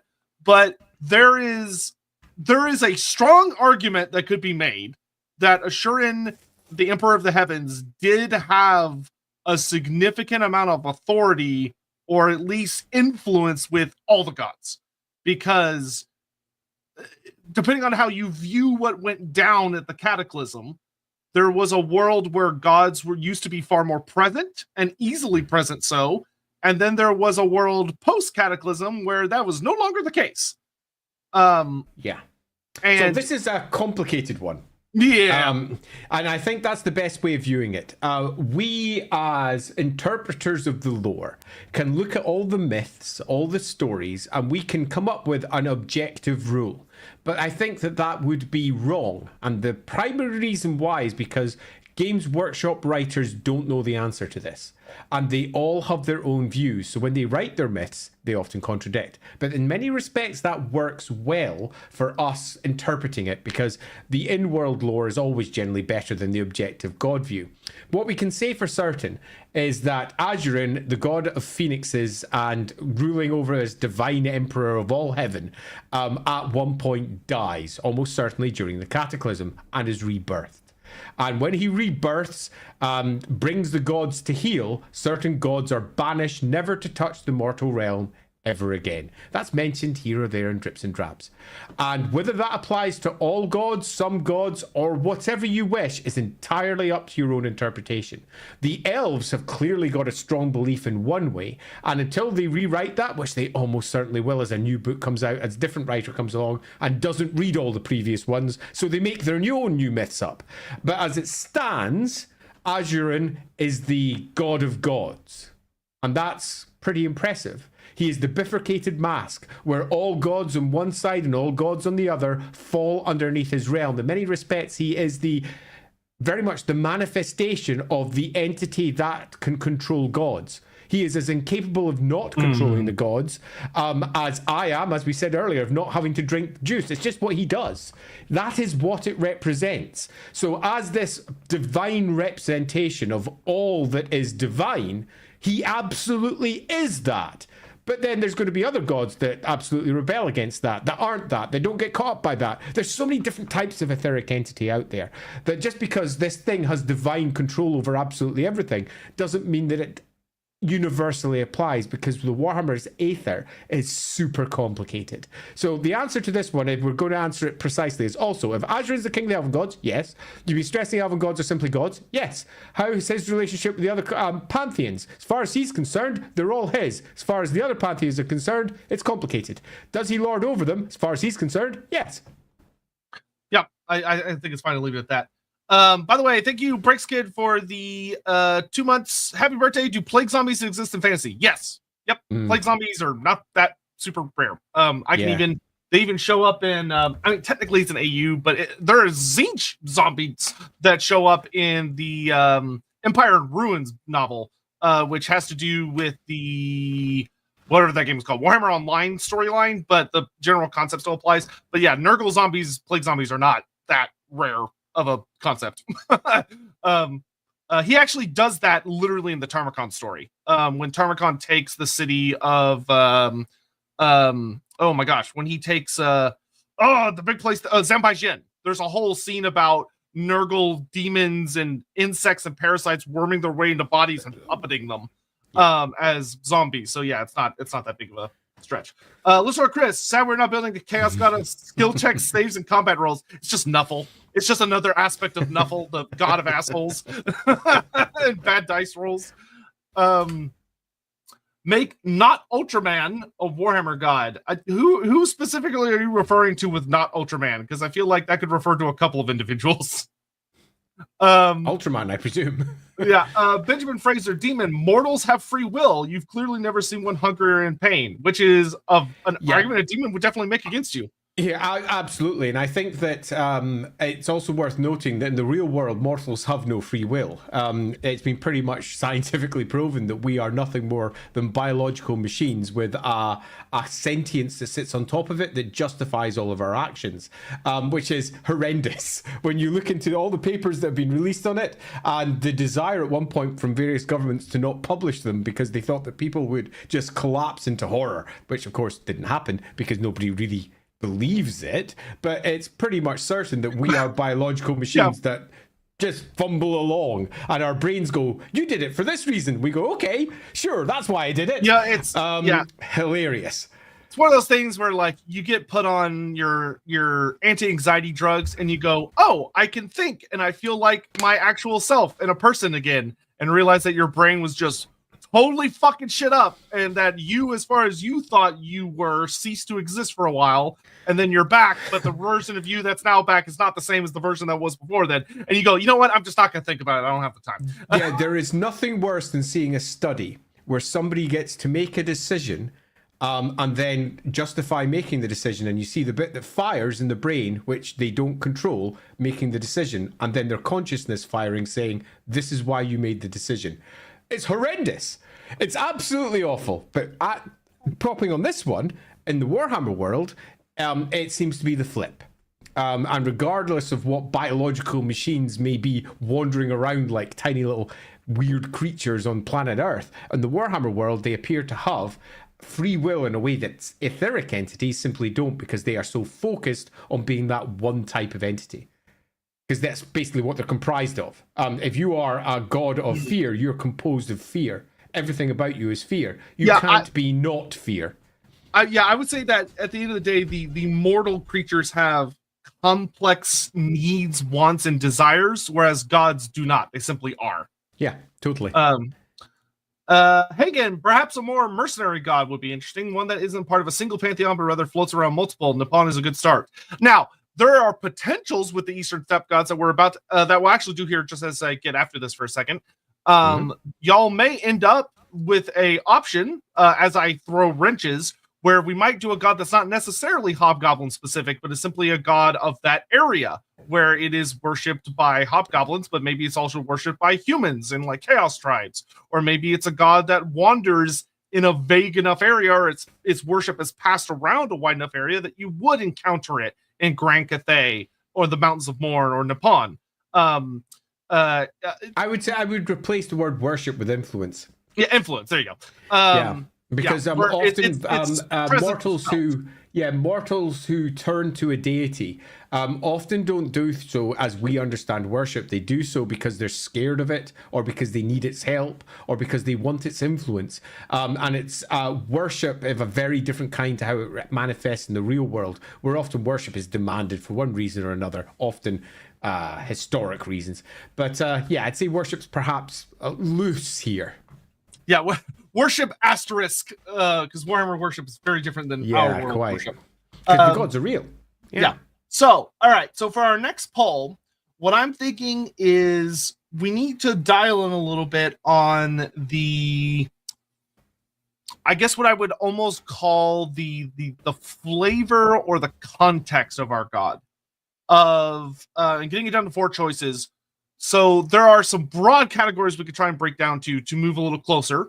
The first one would be that it could just be a hobgoblin god, which would allow it to have some very specific theming that revolves very much around hobgoblin culture, the things they encounter, things of that nature, and would be interesting, because that could take us in a direction of thinking about things like the Bad Moon or the Spider God, Gork and Mork, stuff like that. So we'll have hobgoblin god as our first option. A second option that I think would be interesting is what I guess I would refer to as more of an elemental force. So dealing with the god of the Eastern Steppes that maybe is the wind, which the Eastern Steppes are known for being these great windswept plains that have extreme winds and all of this, a very open space that has, there's notes about how there are incarnate elementals of light that are up there that appear almost as zephyrs and are seen as like wind elementals by the hobgoblins, things of that nature. So we could have, or people might worship the sun in a certain fashion. There could be a sun god up there because of how the sun is just blaring down on that part of the world. So you kind of have this elemental, more force of nature type deity that could be represented in a lot of different ways. And those would be gods that would have a lot of influence far beyond outside of just the Eastern Steppes in that area as well. They would have presence very strongly in places like Nippon and Cathay, etc. Whereas the Hobgoblin god wouldn't necessarily. I think a third option might be a god of I almost want to say like a particular I almost want to say a god of like a particular aspect, but I'm trying to find the way to phrase it right. Maybe concept would be a better word. What are you thinking on? I'm almost thinking like a god that represents more of the survival element of what it is to be in the Eastern Steppes, of how everyone has to be nomadic, constantly on the move. That could kind of fall under that wind god concept in a way. So your first one is hobgoblins. Your second one is elemental deity. Your third one would then be what? Something a little bit more maybe abstract. like a totemic animals god. Totemic, possibly. Yeah, totemic god. More animist. Yeah, that could work. Yeah. And then maybe given where we are talking of here, which is the Northern Steppe and its close proximity to the realm of chaos, effectively just sitting off to the north with the Great Chaos Gate, you could pick up a fourth type, which would be directly tied with somehow anti-chaos. Now, exactly how that manifests could be a host of different ways. Could be like an elevated, maybe an elevated mortal.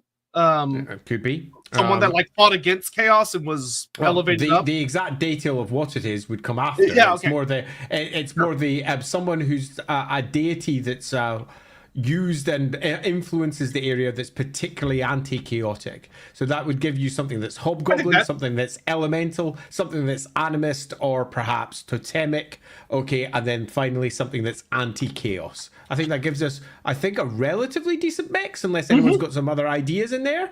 There's enough in there that we can then home in on exactly what the deity's for. Yeah. I dig that. So, and I'm going to be looking at chat for just a minute for people suggesting ideas in case there's something else that jumps out at me as like could be another. Just bring up Dynamite as well. It won't be minor chaos because we've already discarded chaos as an idea earlier in the stream. Yes, we have already banished chaos as a potential option. And elemental. So just to go over these all, just as a brief refresher before the vote goes up, though, I'm going to keep my eyes out.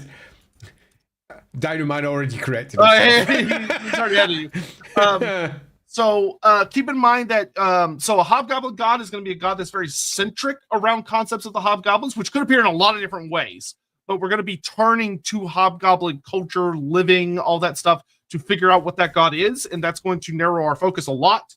An elemental spirit would be a spirit potentially of the land, so it could be like a spirit of particular geographical features. Yep. It could be a spirit of air, sky, nature. It could be almost anything. Yeah, a lot of those things. A totemic animal spirit would obviously be a spirit that is embodied by the species that live in the Eastern Steppe. So we'd be looking for our wolves. We'd be looking at certain kinds of like bison and creatures that live on the great sweeping plains of the Eastern Steppes, and a lot of the like entity or creatures that are native to those regions and the way people observe them and how they tie into their way of life and how that would reflect on into a god.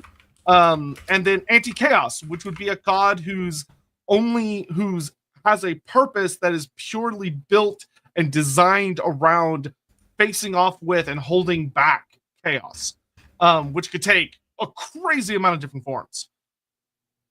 So I think that's a pretty good. List. Yeah, so buddy. So I'm going to go ahead and fire off that poll. That poll has started, and now we can get back into super chats. Praise Zuvacin, Chaos God of Chaos. Good old Zuvacin, who is very confusing to people that encounter him. And the pair of those from the old Something Rotten in Kislev book are pretty much never used again anywhere else, sadly. Yeah, they're a bit of a messy bunch. Charles CK, are Gorka Morka abnormal as etheric entities? Not really, but kinda, but not really. They could be. is a better answer, I think. There you go. In that, they very easily fit within the standard cosmology that has already been created in, say, the original Realm of Chaos books and sort of copy-pasted into a lot of later books. They can easily fit into that without any problems at all. But it would be equally possible for us to say they are something a bit different, they manifest a bit differently, and we could go down a more 40k route and messing around with it in that regard. That would completely match the background that the Orcs, Goblins, et al. Have been given in more than one place. But there is no need for them to be abnormal, but they definitely could be written that way if you wish to. Yeah, it kind of falls under that whole thing of like some writers treat greenskins as just a regular race that has access to regular magic, and some say no, they have these very unique, fascinating psychic powers that have a reaction with the winds of magic, but are very, very distinct, which are two very different ideas that have a lot of similarities, and writers often will pick a side, and you never know what side they're going to pick until you read it. I mean, loosely speaking, it's our 40k orcs represented by Warhammer orcs with K or C. And is there significant difference? Now, the answer is there are massive differences between the pair, but that doesn't mean that the deities that lie behind them and the way that Wa energy forms, collects, and can be utilized by shamans is different. So, yeah. Do they take the 40k model for how Wa energy works, or do they instead take the Winds of Magic model and apply that to it instead? You'll find the Age of Sigmar kind of flubs the both, slaps it together and goes, yeah, grr, that'll do. And it's some weak-ass thinking in terms of how it had been presented previously, but it'll certainly give you one answer to it. So if we go with that answer, then the answer is they're not abnormal. They absolutely fit within the cosmology of the Warhammer world and the Aether as it currently stands. Bow to blessed con opener of the mighty Hobgob. That's deploy the can opener. Great foe of armor. Yeah. Ricky Chapman, we're gonna make a chair out of your back plates for this treachery, Groby. Donovan, okay, suggestion for the steps. The Howl of Night. A mighty wolf who the hobgoblins believe stalks the very night itself as it moves across the sky. Is this great power of the hunt, but more of a natural sense of how actually predators hunt, tracking prey across the steppes and using cunning, stealth, ferocity, and violence to achieve your ends. Yeah, that's not a bad proposal at all. If we end up in the hobgoblin thing, there will definitely be a wolf option if we end up in the hobgoblin ballpark. Do be sure to get your votes in, by the way, folks. Pretty close. This one's very. This one's actually quite interesting. It's spread over all four options. Yeah, I think all four of them were quite interesting. So I can see why different people will go for different choices there. There's quite a lot of fun that could come out of this one. Yeah, I will say, if you haven't voted, make sure you get your vote in. Currently, the Hobgoblin God is leading, but not by a lot. Like, almost all of them are around 20. So currently, Hobgoblins at 31, Elementals at 24, Totemics at 24. Nope, those switched. Now Elementals at 27, Totemics at 25, and Anti-Chaos is at 19. Hobgoblin is shrink down below 30, so it's getting hated. That's close. It's getting hated. Yeah. Yeah, there's a lot of really interesting. I will note that no, you know what? I'm not gonna say that. I don't want to influence y'all any further. So I'll let y'all figure it out. Christopher Clayton, Nuffle, triple skulls for the triple skull throne. Everyone knows Nuffle is a bastard. Triple skulls. He is the absolute worst. Although I love Blood Bowl dearly, and I generally win it because I'm quite good at the game, but nevertheless, that triple skull. Nuffle. I think Nuffle is the best representation of what it would actually feel like to deal with a Warhammer god, because you just dread him so much and are hoping he doesn't fuck you over as you're trying to play the game. Where you're like, all right, triple 3 skulls, reroll 3 skulls. Thoth Apprentice, Tengurism, let's go! Hobgoblin Sky God. Aijun Loma. So, is there a reason why most gods don't have avatars or near physical manifestations of themselves, such as Alariel and Orion? I would say big yes. Gigantic, colossal yes. As for what the answer is, that's really complicated. Yeah, if you go with the elves, it's because Azuran said you can't do it. Okay, yeah. And avatars are something different, something quite different. I have theories. as to what's happened with, say, Ilariel, Orion et al., that was allowed because Azurin did it. He did it. Venerian is the first example of it.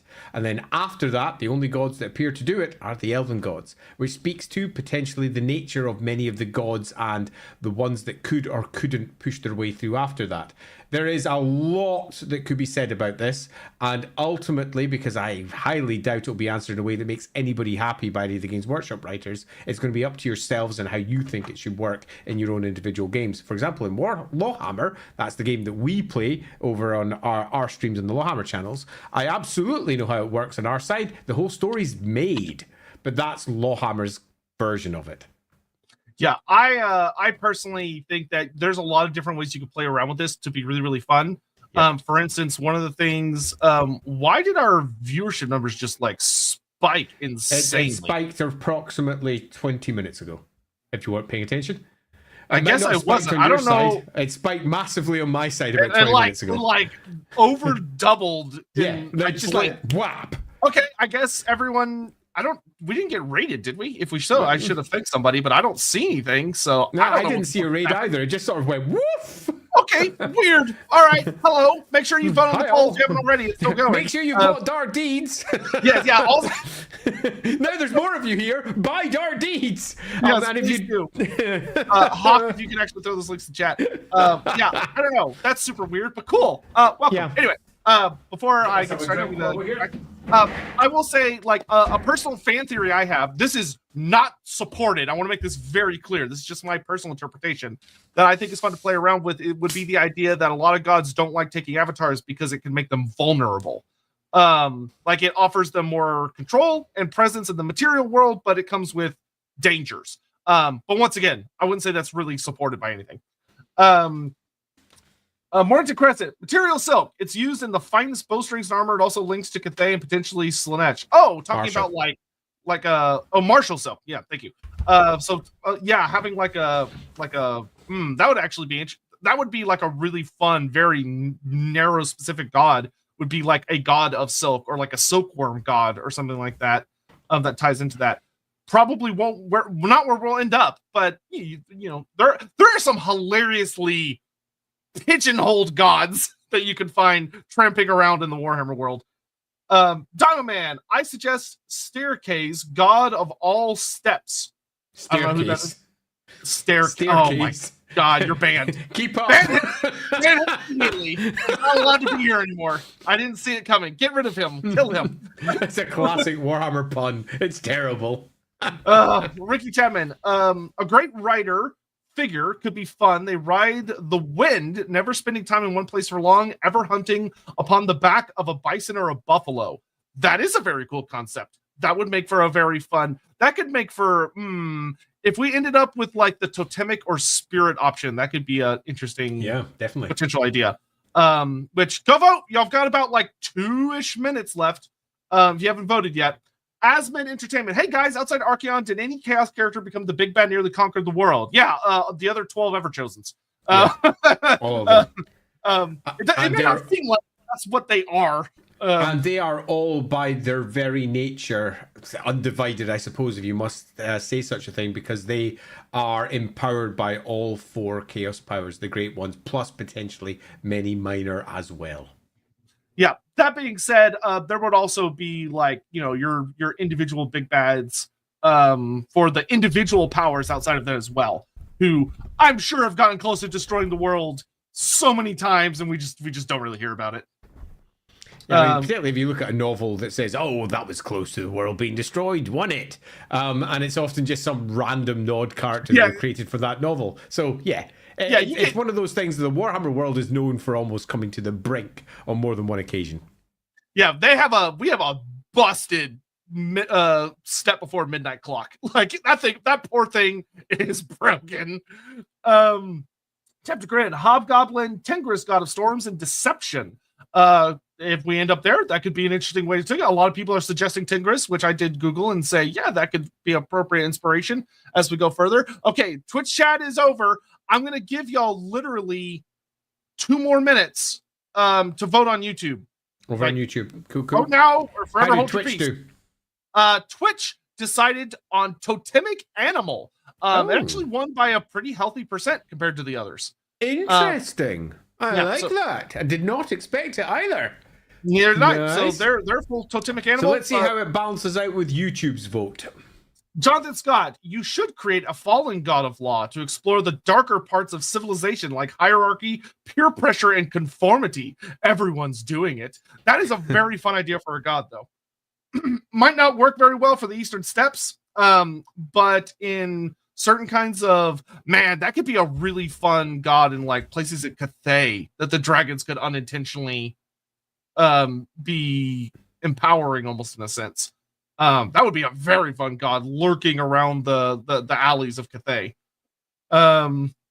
Mark RL. Hey guys, missed the Prague stream the other day because of work. I'm currently building a Mordheim Kislevites team from Prague. A friend is doing Anglo-Saxon inspired Albionites. Fun. Nice.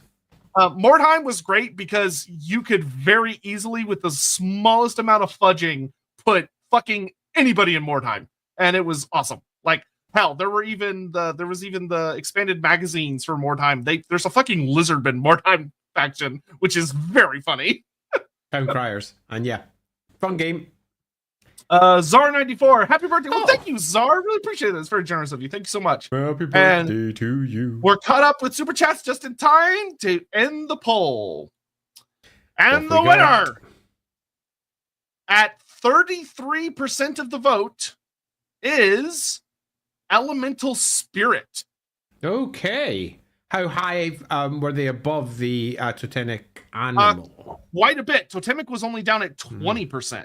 Oh wow, that's quite so a it bit. was, yeah, it was 32% for Elemental Spirit, 27% for Hobgoblin God, 20% for Totemic Animal, and 19% for Anti-Chaos. Yeah, almost. So that's almost the flip of what was happening over in Twitch. And how was the result in Twitch again? And Twitch was Totemic Animal was ahead, and then basically the other three were essentially tied. So do we then say that we sort of do a slight amalgam of the two? I think we can incorporate an animalistic element into it. I think that is fair, and would make sense for that region, considering there's not like great cities and civilizations kicking around. Yeah. Okay, so interesting. So we're not doing a Hobgoblin God. Now, that doesn't mean the Hobgoblins might not worship this entity. Because as we've talked about in prior streams, you go back and check out the Spider God stream. The Spider God is not a true greenskin god. It is a god that the Forest Goblins worship. Just like there are Night Goblins that worship good old Morslib, the Bad Moon. We're dealing with an elemental or a spirit of the land. So we have things like the sky, the wind, the sun. Oh boy. How are we going to put this into mountains? Yeah, how are we going to narrow this down a little bit? So I definitely think what element to go with would probably be the best next way to break it down a little bit. But that isn't necessarily as easy as saying like earth, wind, fire, water. No, I agree. I mean, it might be worth looking to theme it a little bit more tightly rather than just going with the obvious elements. Well, the wind seems to be a very obvious one. With the wind sweeping across the steppe. The earth and the very land that they're working across seems to be another relatively obvious one. Maybe we should do something like a geographical location. So a spirit that's tied to a specific place.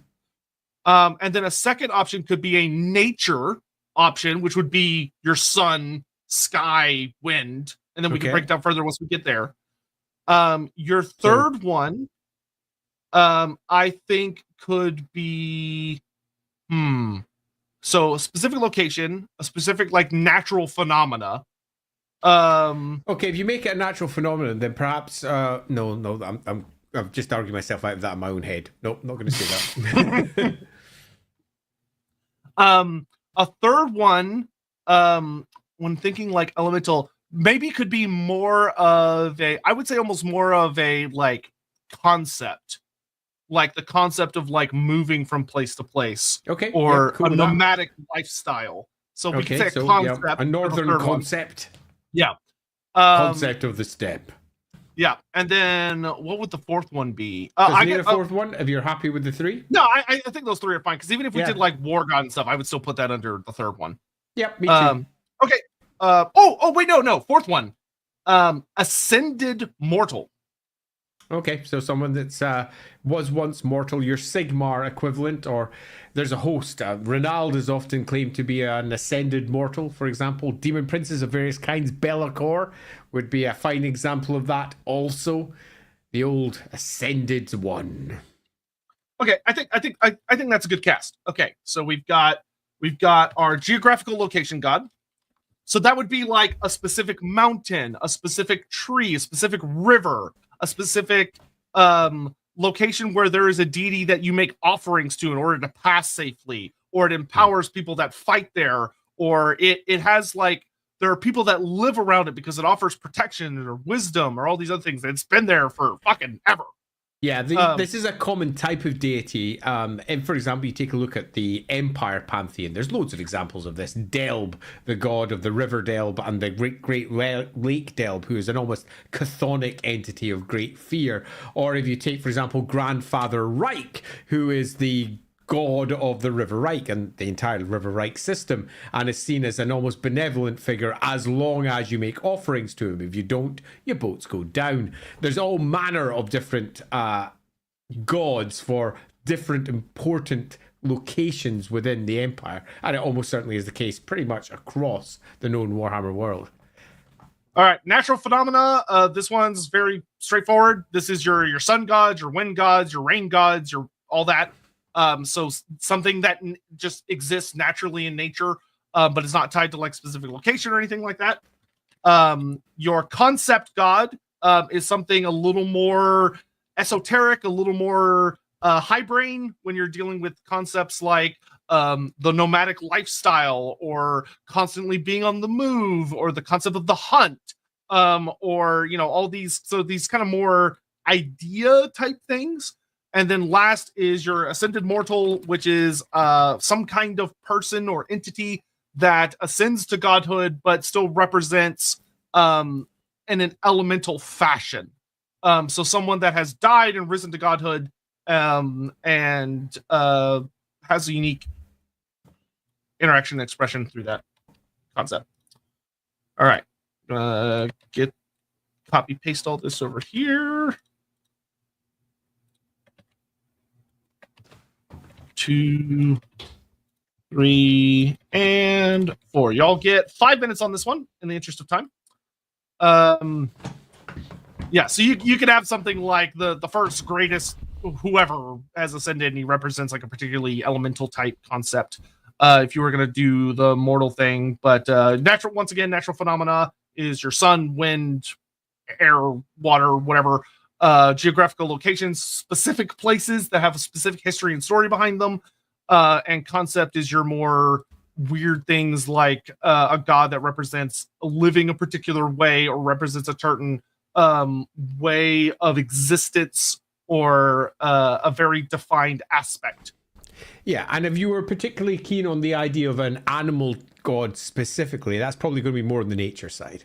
There's loads of examples of gods like this, like say Kakarol, who is one of the Ostermarker gods, a god of horses and a god of the dance. So yeah, there's lots of different ways we can go down with these things. Yep. Getting caught up on some super chat stuff. Hobbs lost, but a win though, thematically.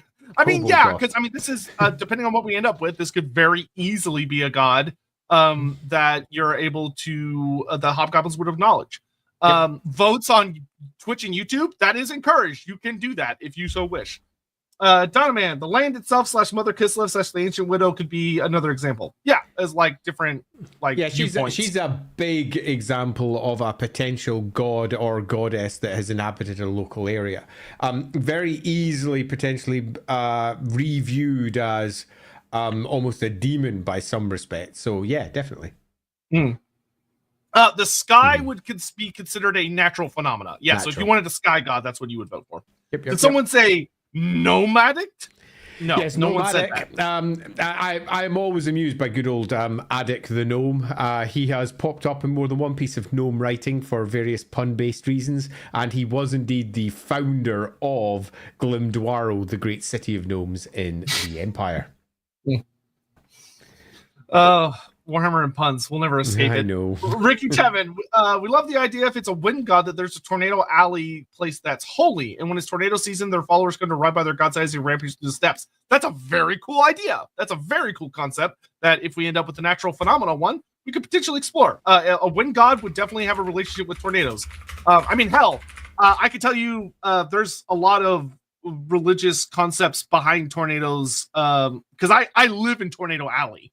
And there are like there are some ancient gods that you can hear about, or like mythologies and things that come from some of the Native American cultures. But even like just an American mythos, like I can't remember his name, but we literally have a folk hero who's I think he's a Texan folk hero. His whole concept is he has a lasso and he can ride tornadoes.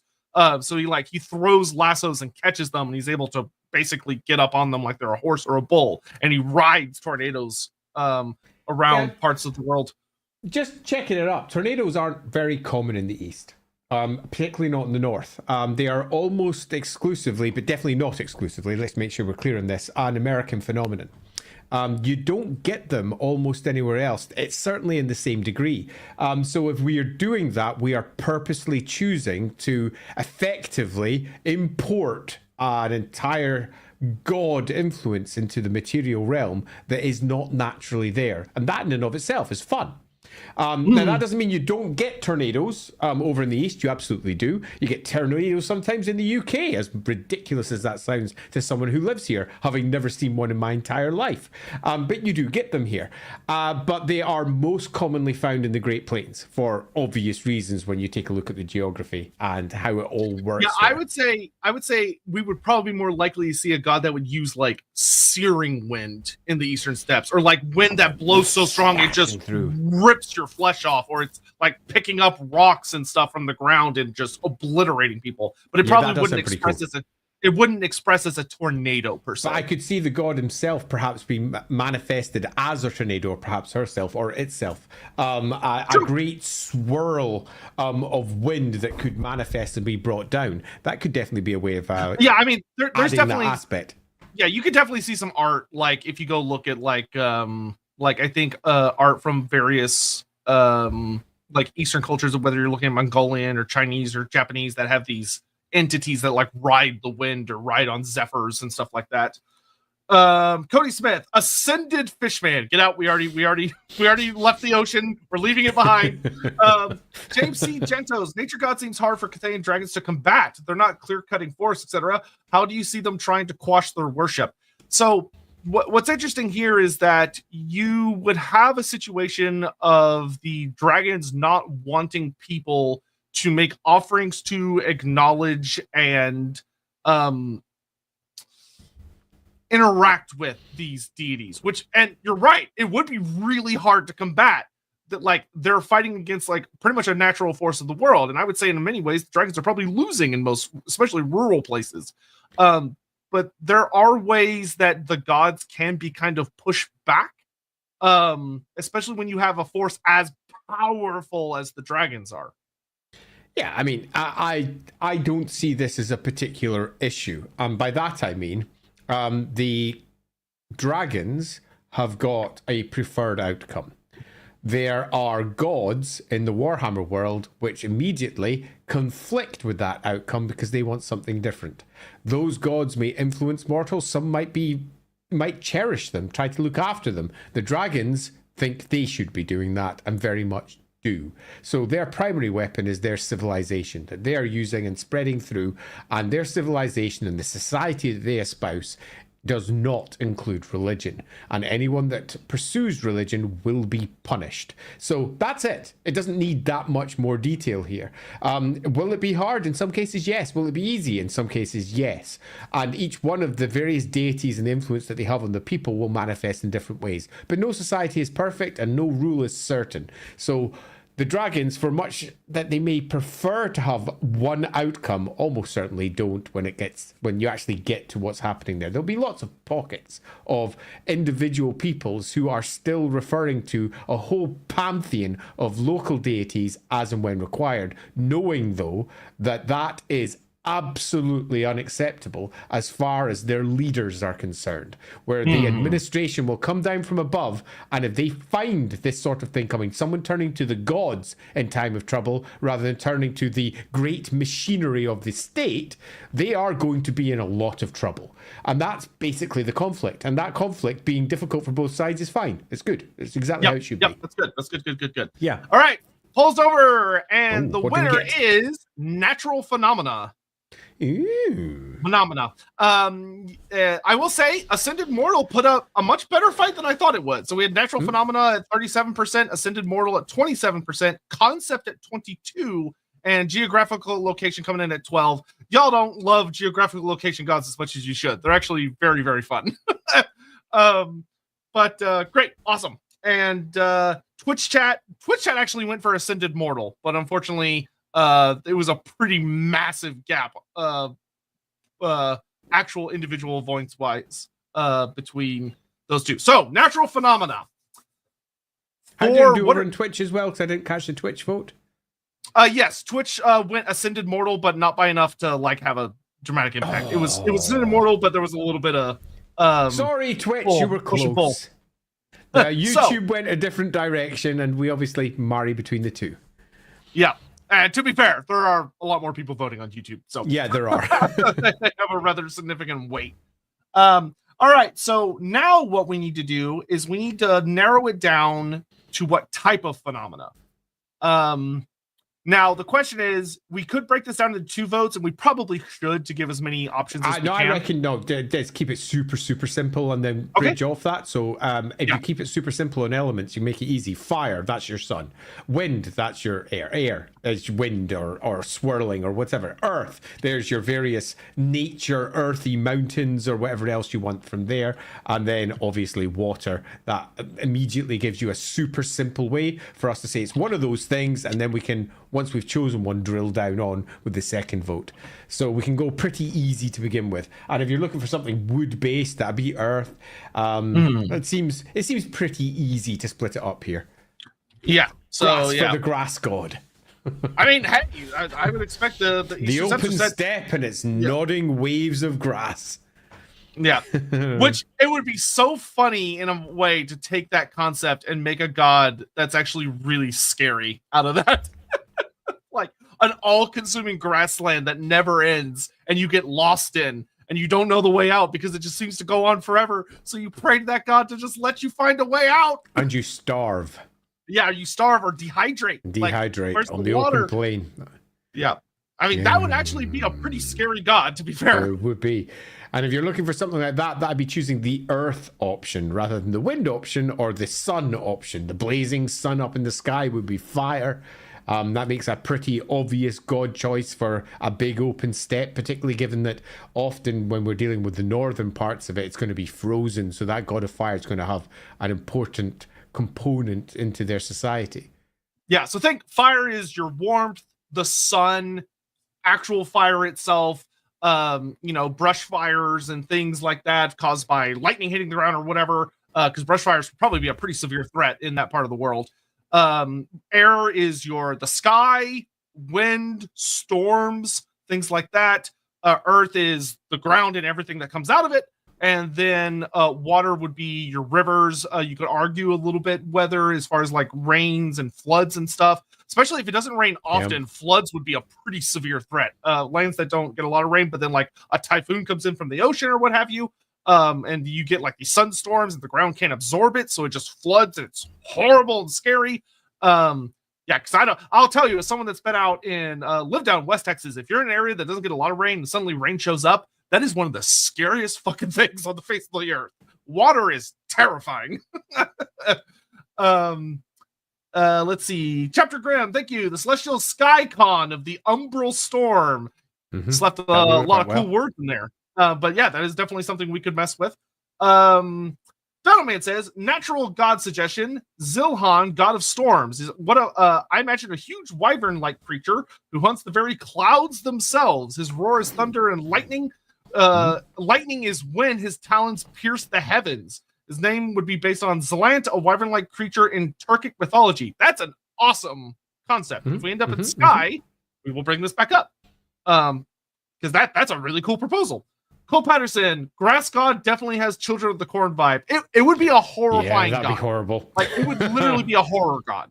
Lost in the waving, nodding grasslands. Oh, not good. There's the actually god that you'd be terrified of.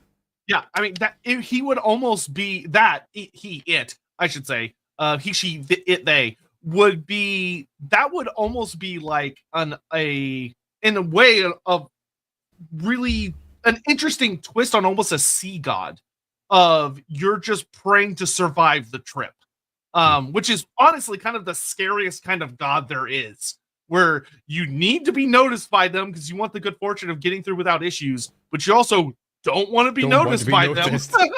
Yeah, you've got to make the correct offerings. If you don't make those offerings, you're in trouble. If you do make those offerings, you have now attracted their potential interest. So what do you do? Especially with how far north the eastern steppes are, the influence a god would have on reality would be pretty high. So like literally as silly as it sounds, a grass god just trapping you for eternity. I can't believe that the potential of a grass god is rising as our potential god of the day. Scary, though. Grass for the grass god. Yeah, like don't get me wrong, it's genuinely spooky to think about. It really is. It's making me quite pleased for the potential horror that could unfold from such a thing. But don't be entirely caught up in that. There is other options available. Oh yeah, other great we options. have horrendous burning sky gods. We have the wind gods that many people have obviously already thrown into the chat, and I think would make for a very thematically appropriate deity for the local area. You got your sun gods, because the steppes don't have a whole lot of like different kinds of terrain to hide under. So you have a sun that's always watching, just beating down on you. I think Flavor's actually figured it out. A sea god on yeah. Leave your heresy at the door. Might I also say, Flavor, that I just appreciate that you do spell the word flavor correctly.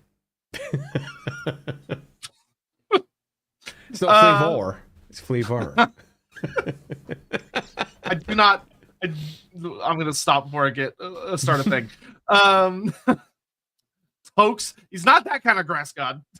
I don't think toking is what he's going to offer you. Though, man, I honestly even though we're not, looking at the poll, I'm pretty sure we're not going to end up with it. My brain likes certain aspects of that very much. Hilarious. Well, guys, I gotta go, but can we call the main village the new wind god calls Oklahomeless? No. I don't want Oklahoma near my Warhammer fantasy. I don't want it to touch my Warhammer fantasy. Oklahoma is a hellhole. Everyone that's ever been there knows it. Everyone that lives there knows it. We don't need it in Warhammer. Warhammer exists for escapism from Oklahoma, not to go there. All right, I'm going to give you all about another 30 seconds to get your votes in. After this, I covered the super chat. We're gonna call it.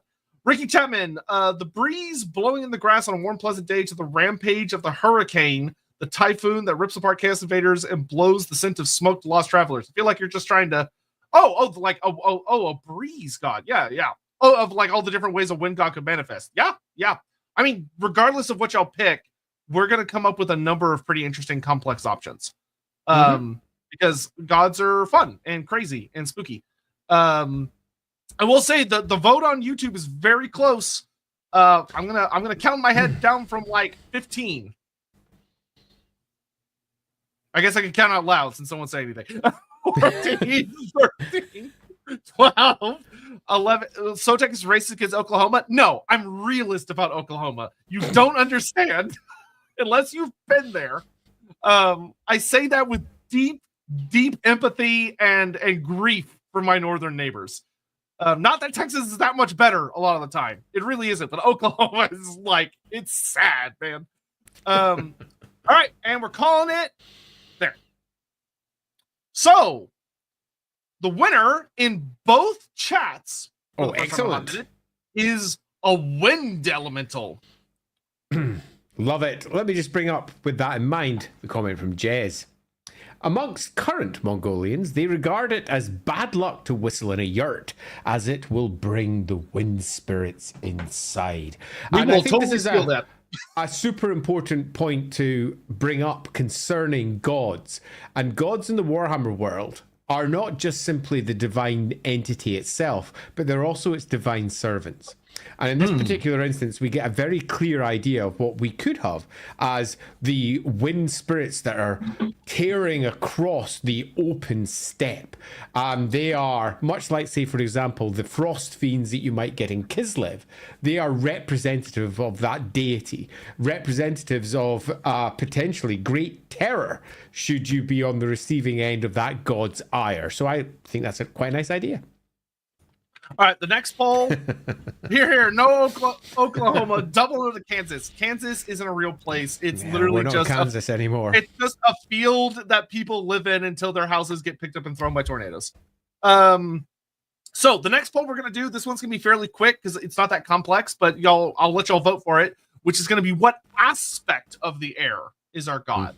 So we're gonna go with a sky god. We're gonna go with a wind god. Yeah, we got a wind god. Wind. Yep. Wind. Yep. I would say there might not be 4 options on this one. For the third, I'm trying to think of a storm god. Storm god would be a good third one. Does anyone have an idea for a fourth? Blue sky. That works quite well. I'm not sure you need more than that, at least to begin with. I think that's got us covered, unless someone in the chat while I'm typing this out comes up. No, sun would be a fire god. We're disqualifying sun. Erosion and sound while y'all are people are going for clouds as there. Fog and mist. A little bit of the water in there. Doesn't seem to be. We're looking for something that very much epitomizes the northern open steppes. Yeah, no, I wouldn't say speed or stars or anything like that, or speed or erosion or sound, because those are concepts, and we axed concepts. Yeah, we axed that. Okay, I'm not saying anything that jumps out at me, so I think no, stars I would not have put under air. I wouldn't put stars under air. I probably would have put that either with fire or some other weird thing. All right, so I think that's good enough. Let's fire it. So your options are the sky. Oh geez, there we go. Fix that. There we go. Your options are a sky god, the god of the great open blue sky, the things that are beyond the sky. So if you want, we could take a little bit of a Lore of Heaven's Azir type focus as well when dealing with the sky god. So if you're like, I want to have stars and northern lights and things like that, that would fall into the sky god. So if you want like the night sky and all that stuff. You also have the wind god, which is very self-explanatory. I shouldn't need to add anything to that. And then the storm god, also very self-explanatory.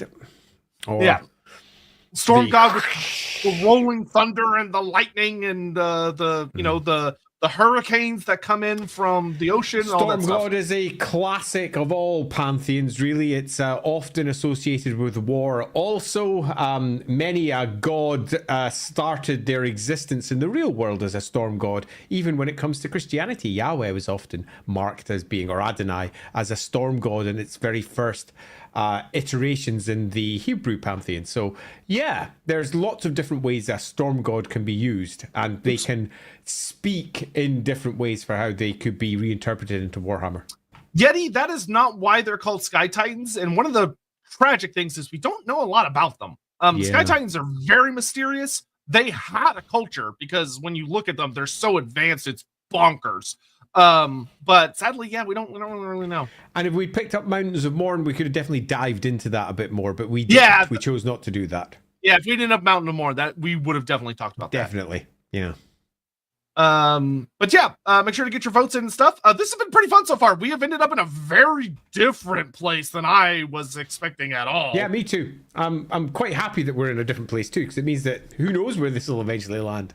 Yeah. I was not expecting a non-hobgoblin focused Eastern steppe god when I gave y'all the whole world as your oyster.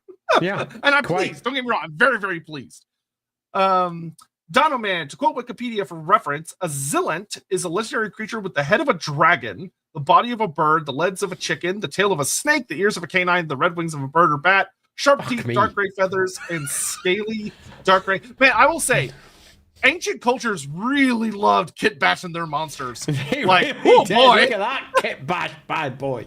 That one's horrific, which could make for really quite an interesting starting point. Yeah, we that can is- bash more on it. That's something we'll definitely very much keep in mind, because this is really the last stop before we start, I think, really focusing on like descriptions and stuff like that, which will be really, really fun. Think y'all missed some super chats? Did we? Oh my god, you're right, I did. I don't know how I did, but I did. Still loading. Maybe God of Cold Deserts with chillin' dust storms. Well, we didn't really choose Cathay where the deserts, so to speak, lie. Instead, we went for the northern steppes. So we're not really looking at deserts. We're looking at the open plains and the grasslands and the occasional taiga and the chill ice to the north of that. So we're not really looking at that as our core focus point. But I still think that would be super cool. Yeah, that being said, if y'all go with the storm option, I could see a discussion about different kinds of storms, and dust storms would be something that would appear in that part of the world. Definitely, if they're swooping up from the south. Yeah. Yeah, Necromancer Cobalt, which actually would be especially fucking scary if any of that dust came from the Warpstone Desert, because that dust would be horrible dust. Necromancer Cobalt, question: could natural phenomena gods be affected / created by a saturation of the winds of magic? That's a complicated question, but the answer is, broadly speaking, no, because that is a material event. But a material event does stuff in the material realm, and depending on the nature of the god and whether it's tied through to the material realm or not, it can have effect. So the answer isn't no, it's no but. And there's always a whole bunch of buts where you could pick up individual tales where individual gods could be influenced by a great storm of magic in a local area. But broadly speaking, the answer is mostly no. Yeah, that one, if you wanted to dive down to it, could get real weird real quick. Yeah, agreed completely. Okay, no, that one I did do. Okay, so I think I'm caught up now I'm just double checking. Yes, okay, I'm caught up. Sorry about that. Now back down to here. Praise Zeus the Sky Daddy. Nope, Zeus can stay in his the absolute bastard. You know those giant sky gods. Yeah, man, they can see they everything. God of Farts, oh my god, Tex ass, wow, Texas. Yeah, it's Chapter Grim, Storms, Glorious Storms, Channel Olgu be stormy. Be stormy, storms, glorious storms. So Twitch chat is done, and Twitch chat actually did go for storms. Oh, there you go. YouTube chat, y'all are pretty strongly opinionated, but I'm going to give y'all just a couple more seconds. I'll get this last couple super chats. Hammond, over on Twitch, and you really want your one to win, dive over to YouTube and click on the one that you think should win. Yeah, your 30 votes will make the difference. Hey, it may. It may. Hammond, praise Lord Diaspiter. Diaspiter? Oh. Diaspiter. I'm missing it, Hammond. Go to the sky. It's a rep for something. So he did a pun for each of them. Well, he did just Zeus for Sky Daddy. Oh, god damn it! This is really annoying me. I feel like that's like an instrument to measure a barometer or something. I don't know. I don't know. I missed it, Hammond. Sorry, didn't catch your joke.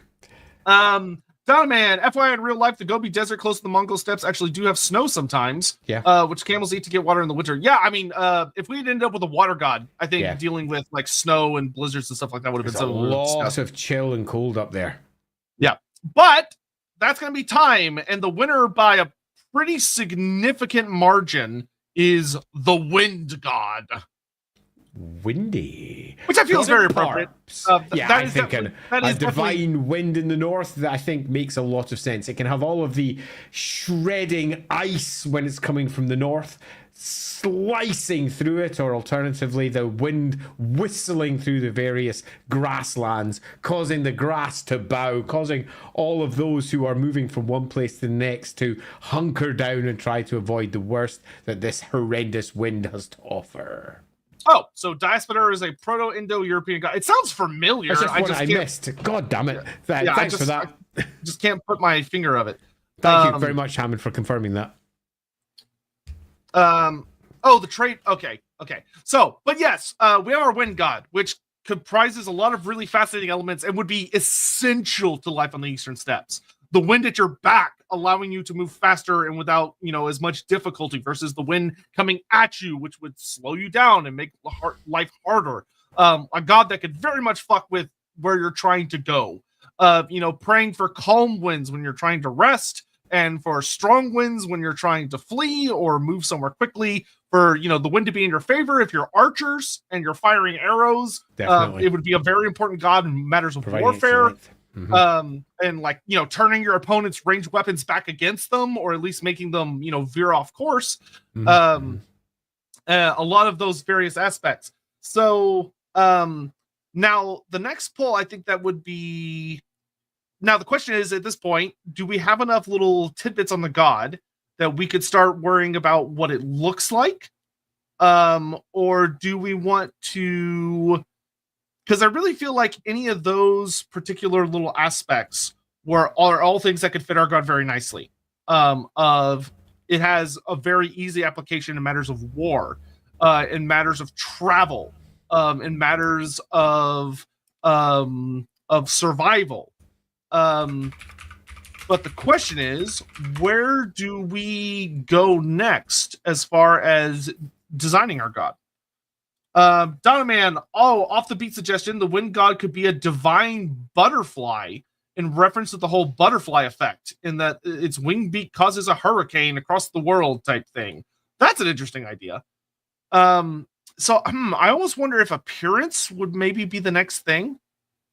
Well, if we go by the old create your own god thing, the next thing very much is, what do we base it on? What is our god based on? If we literally pull out the old Realm of Chaos book, which is always a fun place to pull out. Here we go.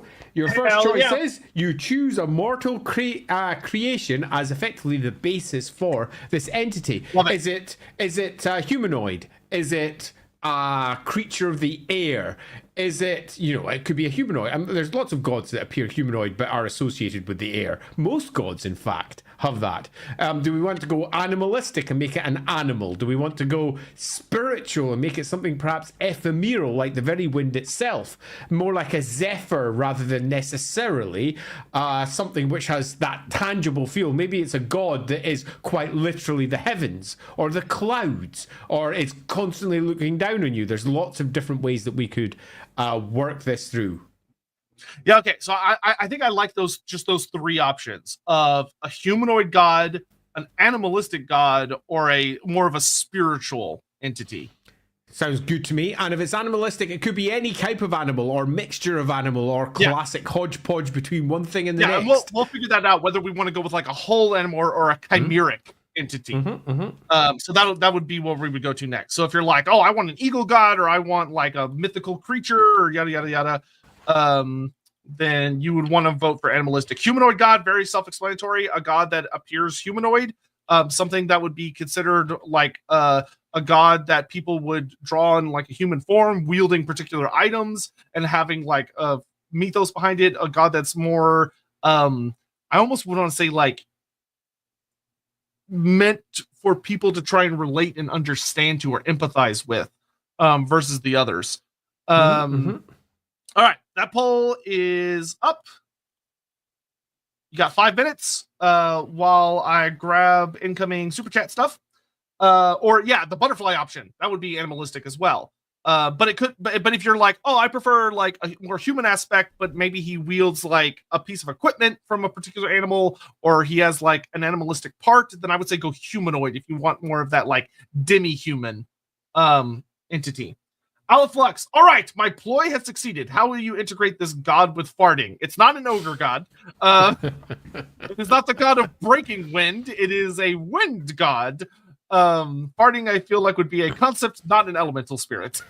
Just to answer this question specifically, humanoid will be anything that's human in shape. It could be green skin, it could be elf, dwarf, human. Basically, it's got a humanoid shape. It could be ogre, it could be big, small, anything in between. It appears to be, whether it's demonic in origin, all sky-like in origin, or whatever else, human in shape. Yeah, it could be the great ogre god whose great feat is that he breaks wind, and that's the great wind that tears across the steppe. There you go. Hammond, how about a humanoid-esque bird god? Yeah, you could absolutely do that, where it's a humanoid, but they have big, great bird wings, or they have feathers. I will note that gets a little bit closer to Greater Demon of Tzeentch than I prefer, so you'd have to be careful with that. Yeah, Biofoot, the Thunderbird, a bird that could eclipse the sun on the plane, whose beating wings drive the wind itself out from it. Yep, that is certainly an option. We could go down with the animalistic path. I think once we go down animalistic, we'll probably talk about like whether we want like a creature of the air, like birds and stuff, or whether we want a terrestrial creature, or something along those lines. We'll figure that out when we get there. Hammond, humanoid bird god riding Goku's cloud. You're adding more and more interesting, taken from other concepts nearby. Captain Magma, a good animalistic form could be a Roadrunner-esque.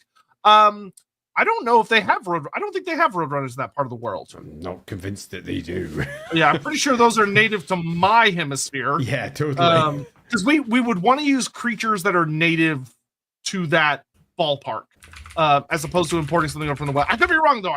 I don't think Roadrunners are over there. Yeah, bison, camelids.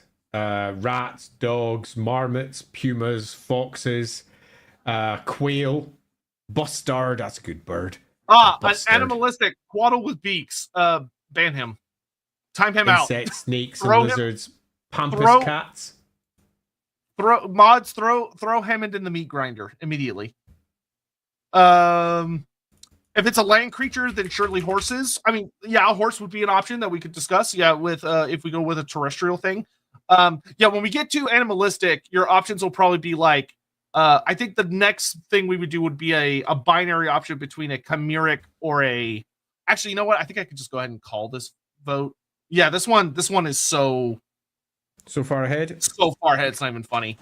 So yeah, we can go ahead and call this one. God, I always forget how to end a poll early on Twitch. I think I can do. Nope. Whatever, hurry up and vote. Hurry up and vote. Sage says a fox god. No fox gods. Those are causing enough problems somewhere else in the world at the moment. A mighty flying fish. Donovan, although personally I think a winged animal would be cooler, the Tulpar is a celestial flying horse in Mongolian mythology. Yeah. I'm gonna go check that one up.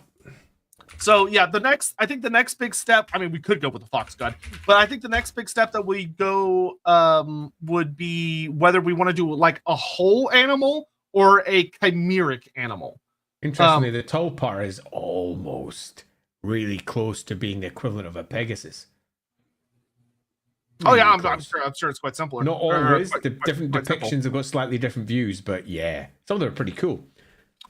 Kazakhstani one is well cool. 2 golden Tulpars. That pulls over. Animalistic wins by a fucking landslide. Okay, good to know.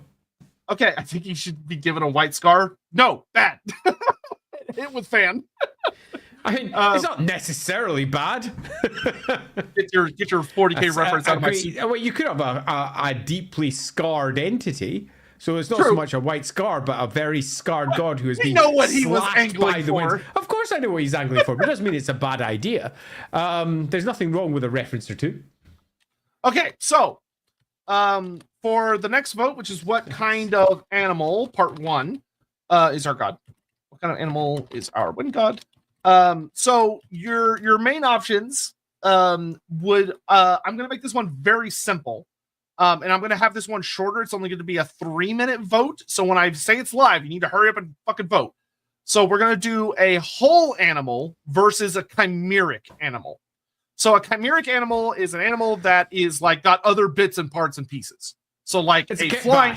Yeah, it's a flying horse. Kit bash or not a kit bash. Yeah. Kit bash or not a kit bash. So an animal that's whole in the package. So like an eagle god would be a whole animal. Or Indeed, a and there is a horse god. steppe eagle. There's a particular eagle from the steppe that's particularly well known. So that could be easily the case. Yeah, or you're like, oh, I want it to be some kind of serpent-like creature, or I want it to be a windfish, or I want it to be like any of these other things. Those will be whole. If you're like, no, I want something that's got like this part of this, and part of this, and part of this, like some of the creatures we talked about earlier in the stream, or you want like a horse with wings, or like any of those other mixes, then you want to go for the chimeric option. So whole animal or chimeric animal. I'm actually very curious how y'all are going to vote on this one, because this one I feel like you could make a lot of great arguments either way. Yeah, and you'll note that of many of the Warhammer gods, they rarely go chimeric. Yeah, chimerics are super rare. Yeah, I mean, if you take the animal emblems of the god, the elven gods are always individual animals, or alternatively, the human gods are much the same individual animals. And those rare other gods that we see picking up here, they're things like the spider god or some equivalent. They tend to be individual species. So if you're looking to create something different, you could kit bash, or if you'd look to create something that actually fits in with all the other deities, it'd probably be a single god. I mentioned Kakarol, for example, earlier on. That's a horse god that you find over in the east of the Empire. There's lots of different ways that we could go here. Or something like a feathered dragon. I would probably classify that under whole. Because it's not like a bunch of different parts put together. So if you if you want a particular mythological creature like a griffin or a dragon or something like that, I would still go with whole, because it's not like kit bashing a bunch of different. You can explain it by simply a unique saying, expression of it. And I'd also say that if you're going for, say, as we were discussing before, the Tulpar. The Tulpar is an already existing winged horse from the real world that has legends across the open steppe. So that would be a winged horse, which for all that we view that as chimeric, because you don't get winged horses in the real world. In the Warhammer world, it's very much just a fixed animal, because that's something that exists in Warhammer.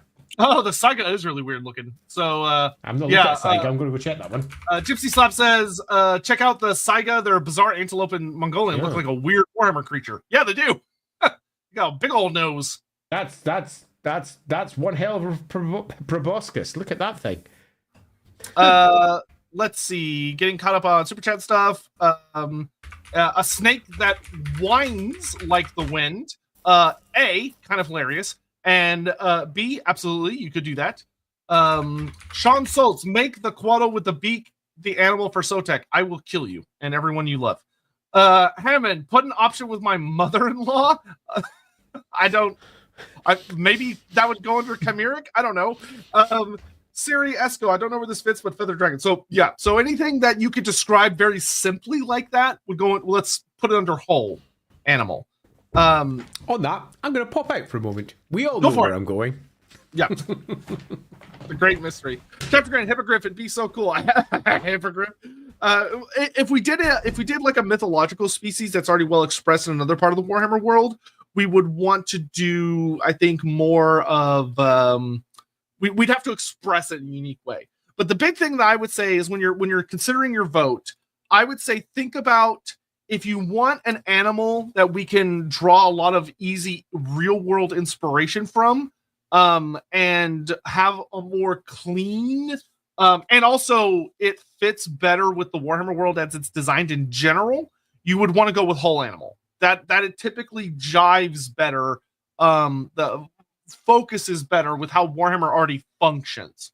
But if we want to rely more on like a mythological entity, that is like pulled from real world mythology, and stuff like that, we'd probably want to lean more into the chimeric angle. The chimeric angle is going to be a little bit more. It will probably result in it being a little more pigeonholed as far as some things relating to it, like divine servants. But there's several different ways it could be interpreted. All right, I'm going to go ahead and call the vote here. And just for the record, there are very few of you voting compared to how many are apparently watching. Vote, damn it! Don't be lazy. I need at least 100 votes. At least 100 votes. At least 1 in 6 of you guys. 100 votes. There we go. They're just being lazy. People that are just getting Or comfortable. they're listening as they do something else, as all too many of you out there in Lorebeards are prone to doing. Painting miniatures, perhaps. That's a very common one, or just working with your headphones Lean on. over and tap one button on your screen real fast. Tap, tap, tap. All right, that's good enough for me.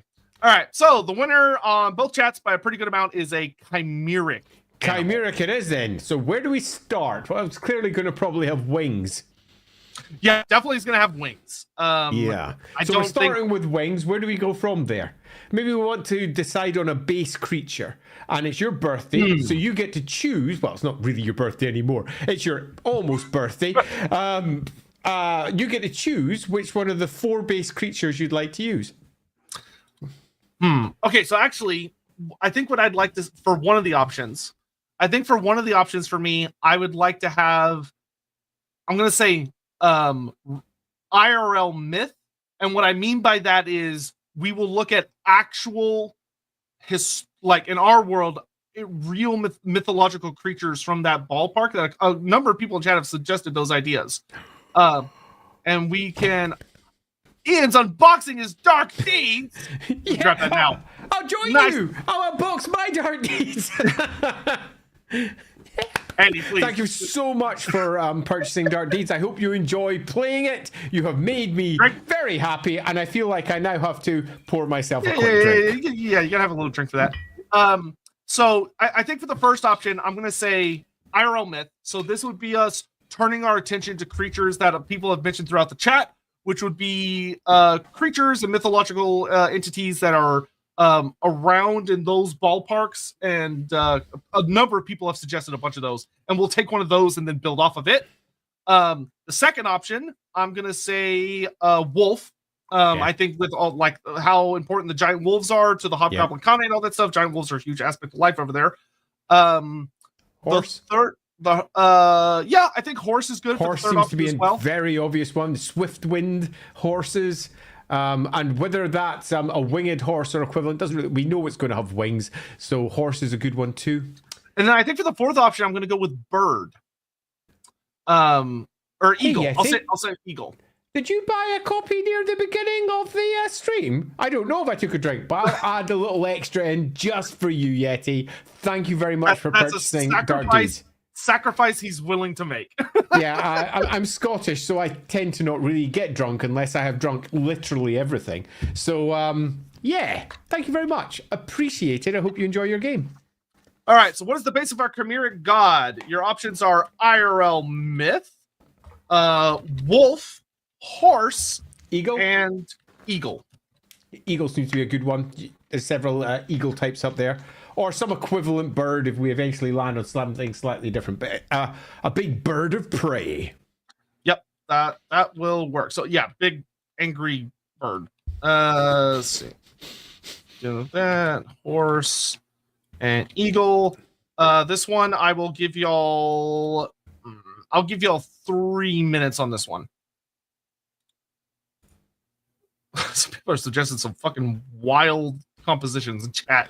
Okay, we'll get to there. Let's see. Sarmalian Bloodweaver, bearded vulture god that was popular in countering necromancy with vampires because it eats undead physically and scours their souls on the wind. That's cool. That's a neat idea. There's a big river of death kicking around too. Yeah, and there would be the idea of what do people do with their dead on the steps.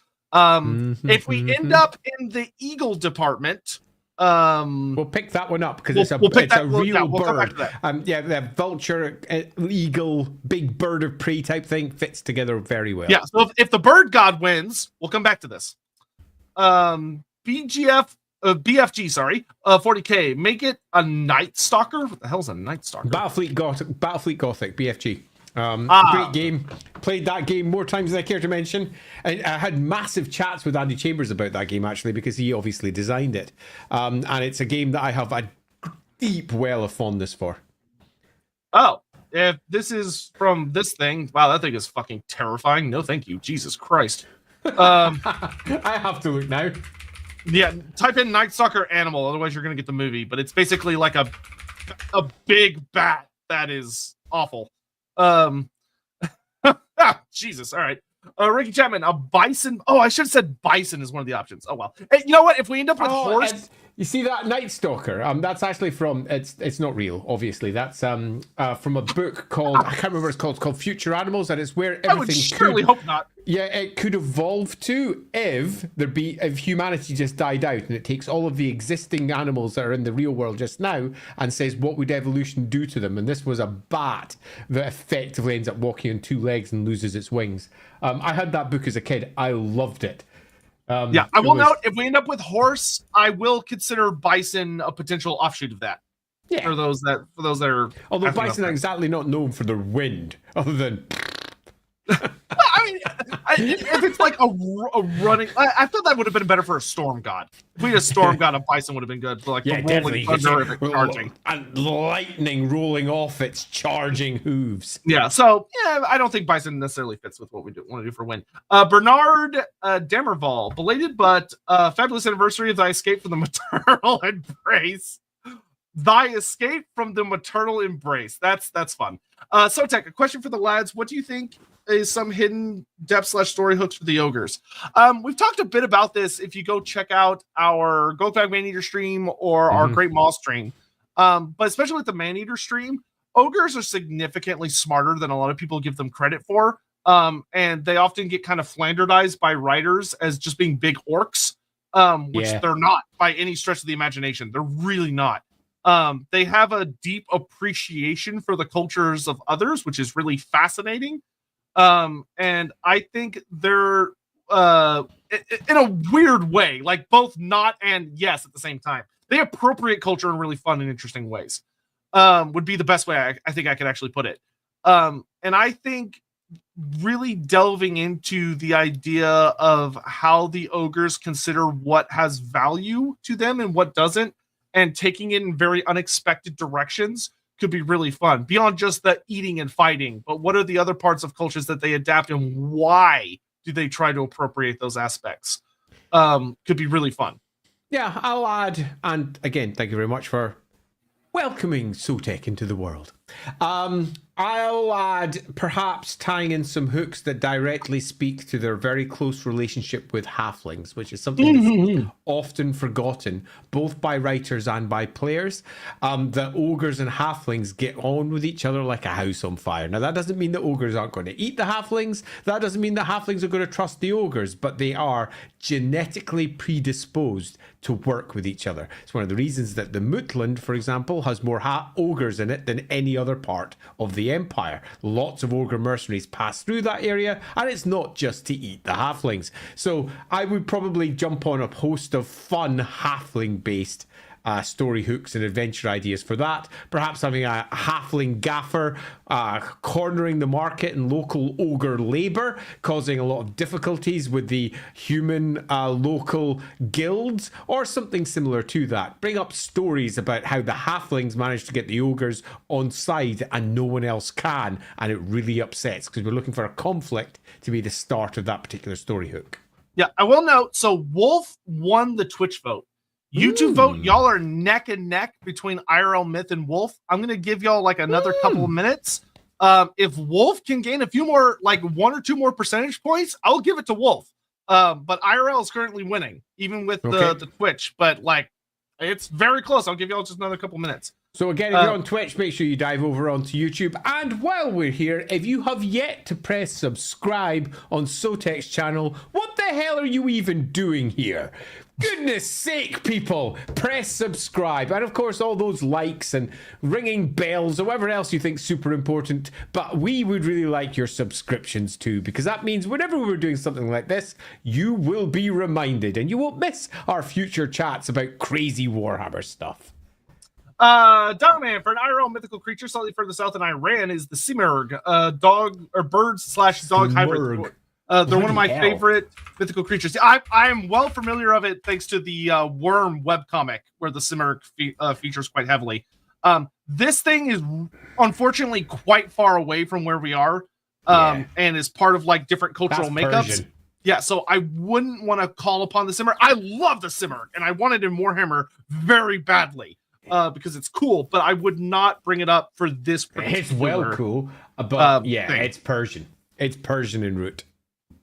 Cody Smith, panting wolf makes the wind. I mean, yeah, I don't think the god necessarily needs to make it so much as be it, though it is kind of funny to imagine it just being like happy to see people. Although agree. there's, I think there's something relatively mythic in terms of how that can be. You can imagine a majestic, tall, wolf-like creature, and I don't know why, but in my head, it's suddenly been animated by the chap who did Samurai Jack.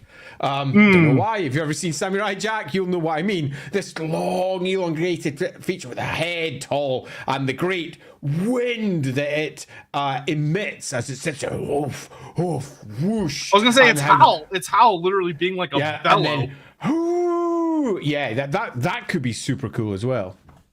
Laughing God, a flying Mongolian death worm. Yeah, I feel like the thing. The moment you make it flying, it ceases to be a death worm. But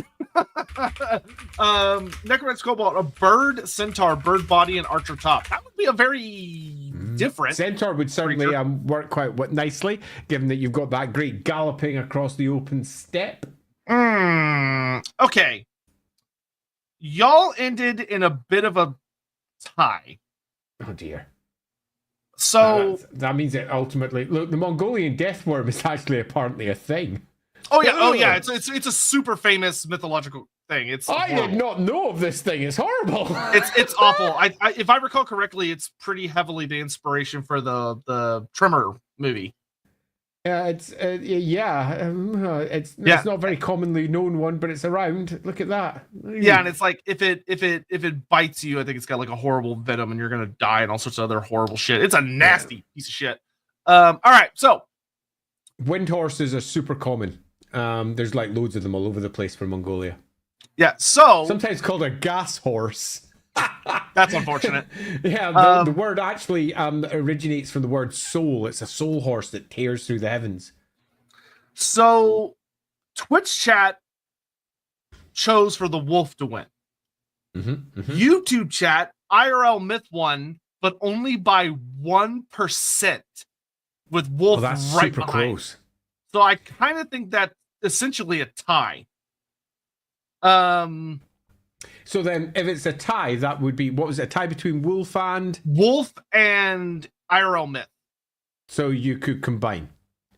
We could. Okay, so the most common that I can find in real life is some form of winged horse or flying horse. There's different versions, and it's a common component of East Asia and Central and remember, Asian. chat, we are building a chimeric god, so it's not just a wolf god. It's got a wolf base. Yeah, this is the starting point. So I saw what we could do is easily combine that horse entity with a wolf entity. So horse and wolf as our starting point would be the obvious choice from that. Horse, unfortunately, did not do super well, though. If you're talking about IRL Myth. Yeah, IRL Myth is the most common one, and I think it's appropriately most common given the cultures involved and how important horses were for them. You can see why it got. I almost wondered like a wolf that has hooves, rather than wolf? rather than weird. paws. Love He's got like hooves that strike the ground. Yeah, there's definitely something in this. I will say this is oddly interesting. We've over on Rookery Publications, which is the lovely little company, what I do on the Dark Days, along with lovely people like Mark Gibbons and Andy Liska et al. We have an enormous creature that is effectively a winged wolf that takes part in one of our very first adventures. So this is already relatively close to my wheelhouse, and the piece of art that Mark has done for it is freaking awesome. Absolutely cool. When can we see it? Whenever we decide to release it, because that book is finished, but we are currently building an entire system to support it now. So I like this for what Laughing God said. I like the idea that it's got the front paws of the wolf with the claws and everything, but its back paws are hooves that like strike the ground and create like the wind of sparks, of the idea of the eastern steppes get so dry that when the wind is tearing across, the friction of the grass spontaneously causes fires, and they say, it's its hooves striking the ground as it tears across the earth. with its hooves kicking up fire. I think. Oh, interesting. I did not know that. There were real hooved wolves. There you go. Fascinating. Okay, so we've got a wolf horse hybrid with the front paws of a wolf, the back paws of a horse, kind of taking after our hippogriffs, and which is great, cool. And it's got wings, big old golden eagle wings. Well, steppe eagle wings. Steppe eagle wings. Aijon says, all this Eastern Steppes and Wind God gives me the feel of the Shadow of the Colossus, the bird boss. Oh, heck, I haven't played that game for years. Very reasonably, I would say. Very, very reasonably. Let's see. Very outside of the Eastern Steppes, but check the Zubarator from Romania. It's a winged wolf. We could maybe take a quick peek at that. Oh my god, that thing is fucking terrifying looking. It's got like wyvern wings and scales on a wolf. My lord. Holy crap. That is a badass looking monster. You would not catch me fucking with that thing. But once again, very far away from where we're kind of operating. If you want a wolf with hooves that existed for real, the Andrewsarchus was a giant mammalian predator. I like the name. It's you think the scientist that discovered it was having didn't necessarily try super hard. It was an ungulate. Whoa, that thing looks weird. Its closest living relatives are whales and hippos. I actually quite like the look of that, but it's heavy. Look at it. It's a heavy looking thing. There's a couple of interesting renditions that I'm just looking at the various ones up here, which are far more wolf-like. Oh, that is interesting. That's I winged that thing up, although it doesn't seem fleet, and you really want this idea of something that's super fleet of foot, but it no longer looks like something that's necessarily a wolf per se. There's some really good artistic representation. Yeah, but it does interestingly have like almost like a wolf and a horse head combined. Yeah, it does, and I quite like some of the artistic renditions where it's got stripes down its back, because that gives you the idea of camouflage sitting on the step with the long grass. Oh, love that. Oh, yeah, stripes. Absolutely stripes. Because in that environment, stripes are like... honestly, I think if we made it a little sleeker, like a little hungrier looking, took some of the weight off to make it more of a wind god. Yeah, it's a bit stocky for what we're looking for here, but I do think it's got a really nice look. So again, if you're out there currently doing your web searches, Andrewsarchus is a brilliant name, and it really does feel like someone called Andrew Sark or something similar went, yes, Andrew Sark us, that's me, named it. I'm gonna go check where it gets its name from, because it's actually ridiculous. It means Andrew's ruler, so the ruler of Andrew, and they are found in the east. Interesting. Oh yeah, they're found in parts of China, so this would actually be totally very reasonable. Yeah. No, I'm actually kind of fuck with this. I would say let's maybe put like hooves on the back feet to give it that true chimeric feel, and slap wings on it. Give it a pair of big old wings. Oh, Donovan, I did miss that. Hold on, let me dig that one up, because I know you said that earlier. Let's see. We also have this one. To be fair, there's one form of bison. Oh, yeah, true, the sky bison. But I would say that's specifically why we wouldn't want to do that, because it's already been done. I know you had another one back here. Oh God, where is it? Unfortunately, super chats in this system do not play nice. Always. How long ago was? Okay, I'll just read it off here. If it's a wolf, I say it's not one, but a pair of wolves, like a pack. The howl of one wolf could bring the howling winds of winter, and then the other wolf howls to bring spring.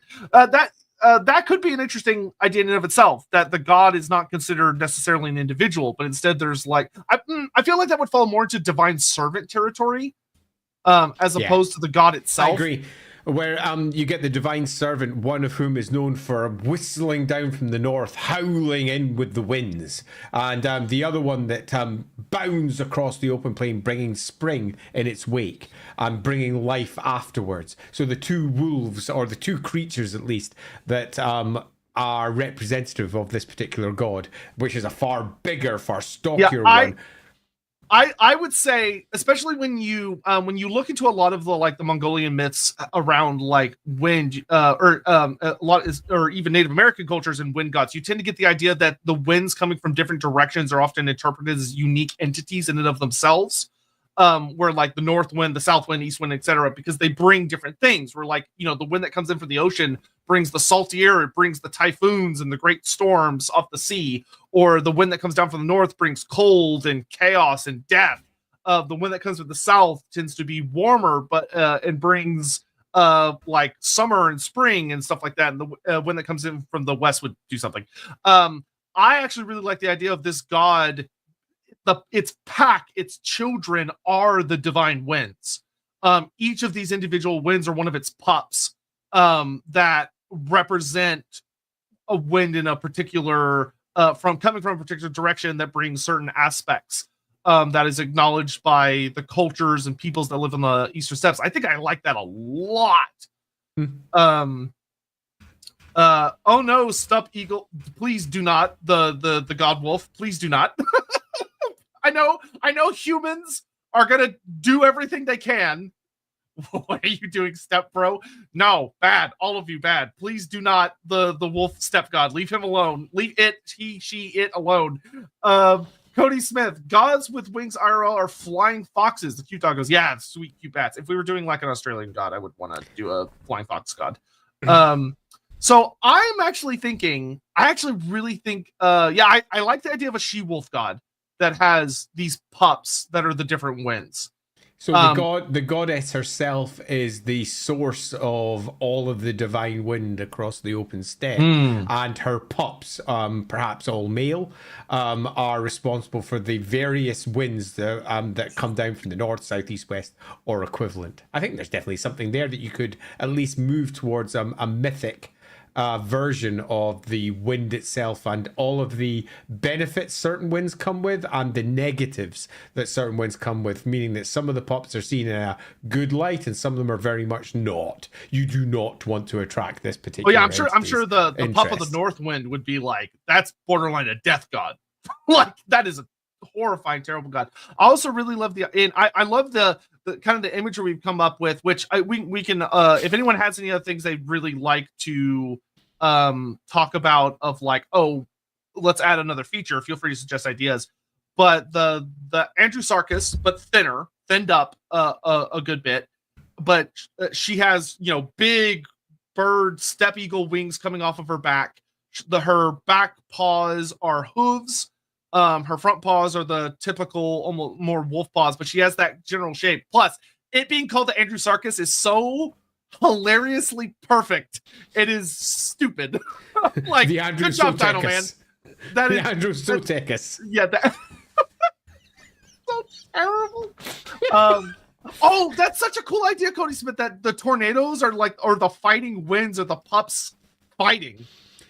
Dervishes and winds and swirls and things when things are going wrong with the pups fighting and nipping in each other's, perhaps not play fighting, real fighting sometimes. Perhaps the brothers have deep hatreds for each other, and deep hatreds for other things as well. So some of them will be play fighting, but other ones really are not play fighting at all. That's when the mum is away and the dogs start to bite deep.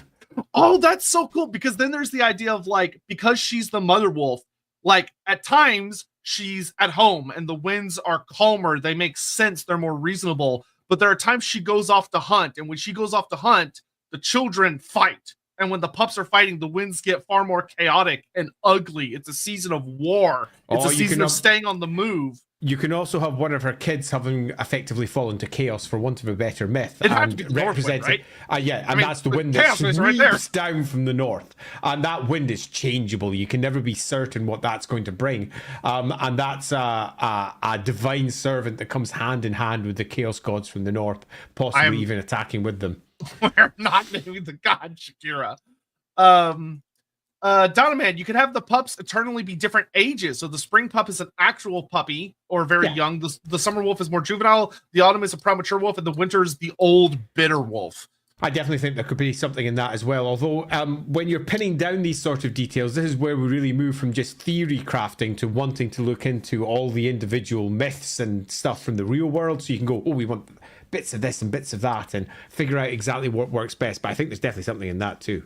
Yeah, Jantos puts up a good point. The mutant chaos wolf of the north being this horrible, mutated, lost creature that like distorts and ruins. The one that kills without eating, that doesn't use all of the components, that doesn't travel lightly, but it's this horrible destructive force that ruins everything before it. I also really like, because this would also open up the idea of like you could tie it well into the peoples. Whether it's the hobgoblins who would obviously pray to this great she-wolf for their giant wolves, for their wolves to be as fast and powerful as they could be, for the wind to be in there. Like the hobgoblins would observe this deity, I would say, beyond a shadow of a doubt. I can even see this deity having a good amount of influence in ancient times down in Grand Cathay, in Nippon. It's still a wind god that travels across the sea and stuff. One of the things that would be very interesting to me about this as well is that this would tie in well to particular aspects of cults that worship it. You could have these tribes of chaos that are further north from the eastern steppe and come down that do worship the wind gods, but they worship the pup that's fallen to chaos. And they have I don't think again necessarily worship's the word we're looking for here. Sorry, because it's and it's not even necessarily observe them. It's the gods of the local area. So you are effectively providing offerings to it, so it doesn't observe you in many respects. So I think you start wanting to build trappings around it. So perhaps, given the nomadic nature of what they are, we'd be looking for long streams of prayer flags, showing the different versions of the gods that you're trying to watch for. And perhaps there's even local myths of when a particular wolf is going by, only certain flags lift up, showing that particular divine wind has passed by. So you get those ideas, a little bit like Tibetan prayer flags, if you've ever seen the Tibetan prayer flags and how they sit. So something similar to that, except a little bit more northern rather than southern Asian. And I also imagine like a cool, like coming off the mountains from Cathay, like when spring is coming or summer is coming, there's like a channel through the mountains, the ancient Giantland mountains, where at a certain time of year, when the wind is channeled into it, it goes through all these rock formations, and it sounds like a giant wolf's howl that rings out for like that. That makes for a really nice local myth. And also, and in terms of like local observance, you could have the great yurts, the tents that they've got, all of the guy ropes that are hanging off them, lined with prayer flags and wind chimes and similar ideas. In fact, yes, sacred wind chimes. Yeah, the sacred wind chimes. Each one of them marked out for one of the goddesses' unruly sons, that will be picking up and dingling according to which one of those particular wolves entities might be running by. And if they're just flapping normally without anything sounding, then it's fine. But it's when the chimes start to go that you know that a great wind is coming soon, and you need to make special observances to effectively take that wind elsewhere. So you might find that their offerings are not what you expect, because most commonly offerings are something you think would attract that god's attention. You might be wanting to put down offerings to send that god away. So effectively you might be making offerings that are dead, a horrible dead thing that will put out a stench that will rise up on the wind, and the great deity will just bounce off in a different direction, trying to get away from this thing. So rather than doing the classic, I will lay down offerings to this god, they're possibly doing the opposite, attempting to push that god away so it will take its attention elsewhere. It's not so much that we're worshipping this great sky god, it's we're trying to keep that god away from us, because if they come, they will swirl through our tents, they will pick us up, they will send all the animals into panic, and everything will go wrong. I love the idea that there's like a great altar stone on like a large hill in the middle of a great steppe where you're supposed to make offerings. And the idea is that if you have a year of plenty, you give enough offerings that it sates the wolf over a certain period of time, so that it's not ravenous and it doesn't come hunting for you. You're trying to keep them sated, trying to keep them asleep through like the winter, rather than them starving. Because when they starve, things get ugly. Donovan, really cool little note here. FYI, I'm gonna butcher this, but I'm gonna try. Sulky, Sulky Ij is Mongolian. Is Mongolian for mother wind, according to Google Translate. This is where we would be like, call the sensitivity writer. Yeah, this is where you really want to have somebody who knows all of this stuff and then can say, see all this stuff you've created, you've missed out these core components of what life is like out there, and you should add this. What we're doing at the moment is just building a very loose skeleton. But this loose skeleton needs flesh, and we need skin, and then we need detail, and we're not the best people to do that, although we can create a really cool skeleton. You're better getting people who know it, who know these myths, and who have experienced those myths growing up, because they can then go, all this cool stuff can be added. Yeah, I agree, Donna, man. This is something I would put in my notes and be like, would this be a good foundation for a name, or is there something else we should use? Because I agree. It reminds me of my discussions with Sage concerning all the Nipponese stuff, where I'm like, I think this works. What do you think? And she's like, no. What you've done is, for example, in this case, you've not called it the mother wind. You've called it, for example, I don't know, the birthing wind.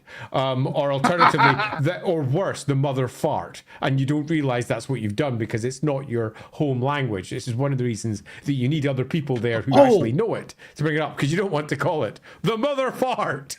I will say, one of the other things this makes me think of like thinking about how it would be interesting culturally is like, imagine when children are born, the idea of like the wind stealing the breath of children or babies, which is, you know, a common myth that existed for SIDS for a long time, of like, imagine the peoples at the steppes trying to make certain offerings stuff to keep the wolves away from children, keep the wolves away from babies for fear of stealing their breath, which could have some fascinating things. Like, imagine like dogs and wolves are not allowed anywhere near where the babies are kept, or the babies are kept like in kind of like special hidden things, so they have things around them that are meant to ward off.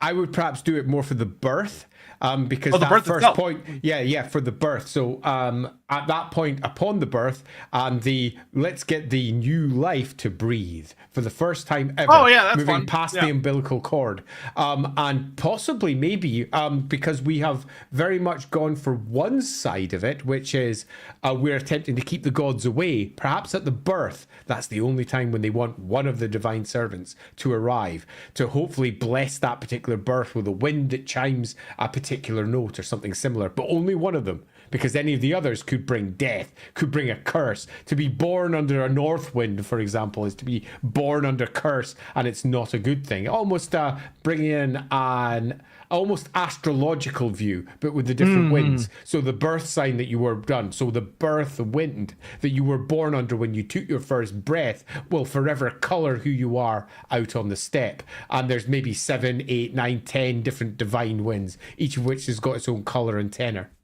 Yeah, and 4 different colors, maybe. White wolf of the north / winter, gray wolf the spring / east, black wolf the south / summer, and brown wolf the autumn. Yeah, something like that. I could also see like the wings being from different bird types depending on what aspects. So if you have like one of them's a death god, it has the great bearded vulture wings, because it's the death god of the children.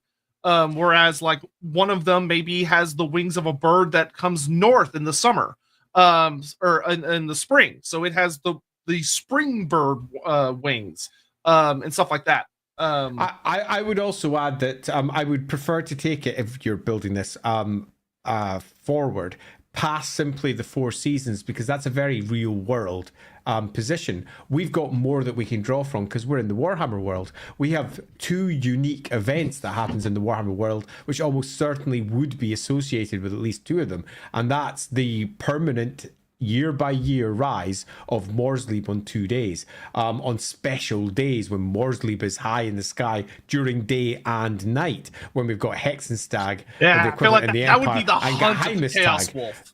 Yeah, that's when the Chaos Wolf is hunted. I would say there'd be more already than 4 a 5th. children. That's already a 5th, and I think that we probably want to have more. If you want to really dial down on the Warhammer, we would probably have 8 children, and each one of these 8 children has got a different way of manifesting, with the one to the north, 8 directions of chaos if you must, and the one to the north being associated with Morsleep in a host of different ways. Perhaps some fur that emits green, a great a misty green horror around it as it bellows full and bellows at full pace. Ooh, it's horrible. This would be another great time for like that sensitivity writer of how many seasons are there really up on the steppes. Like, are there 4 easily defined seasons? Are there more? Are there less? Because different cultures will have different numbers of seasons. But also, what like, can we best reflect when we're doing yeah, that? but like your war god, like I could imagine that with your groups of cavalry, you have like they have aspects of their armor or equipment that's meant to call upon the wolf because you want the wolf running beside you, adding its speed to your own, or infantry that have emulate the wolf by having like certain kinds of horns that are, or they howl as they charge into battle, and things of that nature. Oh man, I'm digging this. I'm digging this. BFG 40K says Northwind is the wind of change that mutates. Yeah, probably very likely. Change, the wind of change. Good Scorpion songs from the 90s. Let's see. Donoman, given it's a hooved wolf, to quote the Walking with Beasts episode they are featured in, it's a sheep in wolf's clothing. Haha, there's a clever little joke that could be made there. That I could also see being a warning that's given. I feel like that would be a fun, but like a almost like clumsily worded warning that someone from the steppes is giving to an outsider. That the wolf gods, they are good, but they are also like that wolf in sheep's clothing. I feel like would be something that a foreigner would accidentally extrapolate. Cody Smith, bellows instills the power of the wolves into metal. Yeah. So like if you're trying to relate them to winds, the idea of trying to if there are those that are working with like fire or forges and stuff like that, being able to channel wind is a critical component of making fire in a reliable fashion, especially if you're trying to make fire that's hot enough to work metal in any way, shape, or form. You have to control the air going into the fire using bellows or like intricate construction stuff. One of the wolves would probably be deeply associated with that. I'm basically reading up on Mongolian legends. There's tons of cool shit here.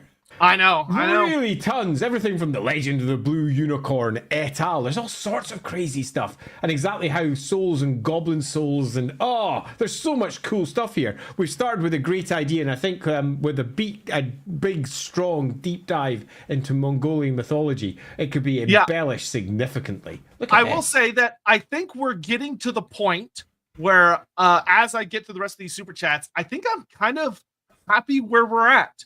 Of like, this is the part where we would actually have to start doing research. Mm-hmm. We've got our basic idea, but now we would need to actually sit down, hopefully grab some people that actually are from these places and are well researched on the myths and history of these places and start building something up. Which did you then reinforce Warhammer stories with, of like, how did the great original Gobla Khan, what was his interactions with the wolves? Because he would have had it as he tries to take over the steppes, and he united the great kingdom of are they enemies? Yeah, are they enemies? Yeah, that could be fun. Yeah. Are they friends or allies? Yeah. And the hobgoblins are known for their possibly aggressive stance against the winds. I'm trying to push them back with their various offerings, as we are sort of putting it, but actually they're pushing backings, so to speak.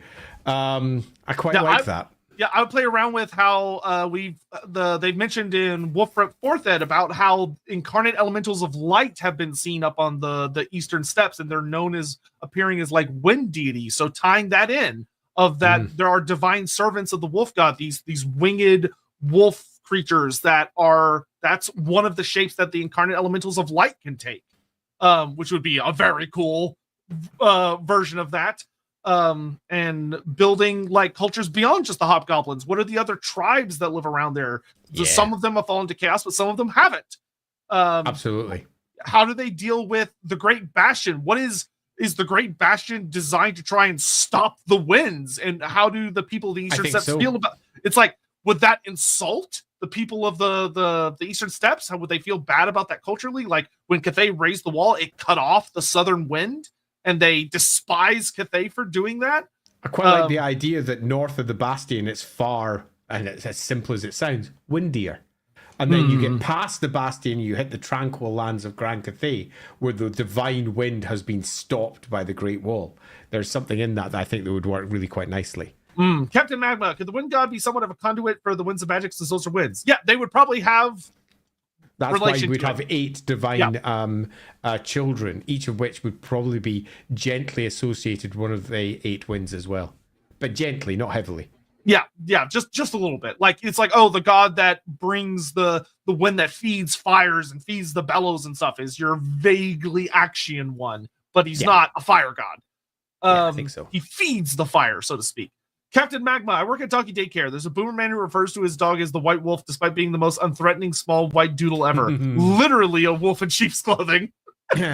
I always liked the White Wolf because as a term, it was pretty much coined by, you're going to hear it. You ready? Michael Moorcock, because Elric, one of the Eternal Champions, was the White Wolf, who was pretty much copied in so many respects over into the Witcher. Everyone take a shot. Yeah, absolutely, including I've finished my shots. Never mind.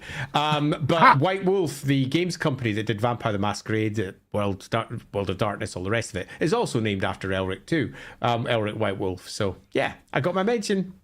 Yep. Adam, could these wins have a loose association with? Yes. Yep. All right. Each would. So it would depend on how many wolves you go with. I agree with Andy that 8 would probably be the ideal number, and then you do subtle interactions with the wins as opposed to them. Or 9. Yeah, you could have 9. You could have your 8 wins and your chaos one. The ill-favored child who has fallen. That'd be a fun way of doing it too. And you could also have more or less than that. It just depends on how things wind up.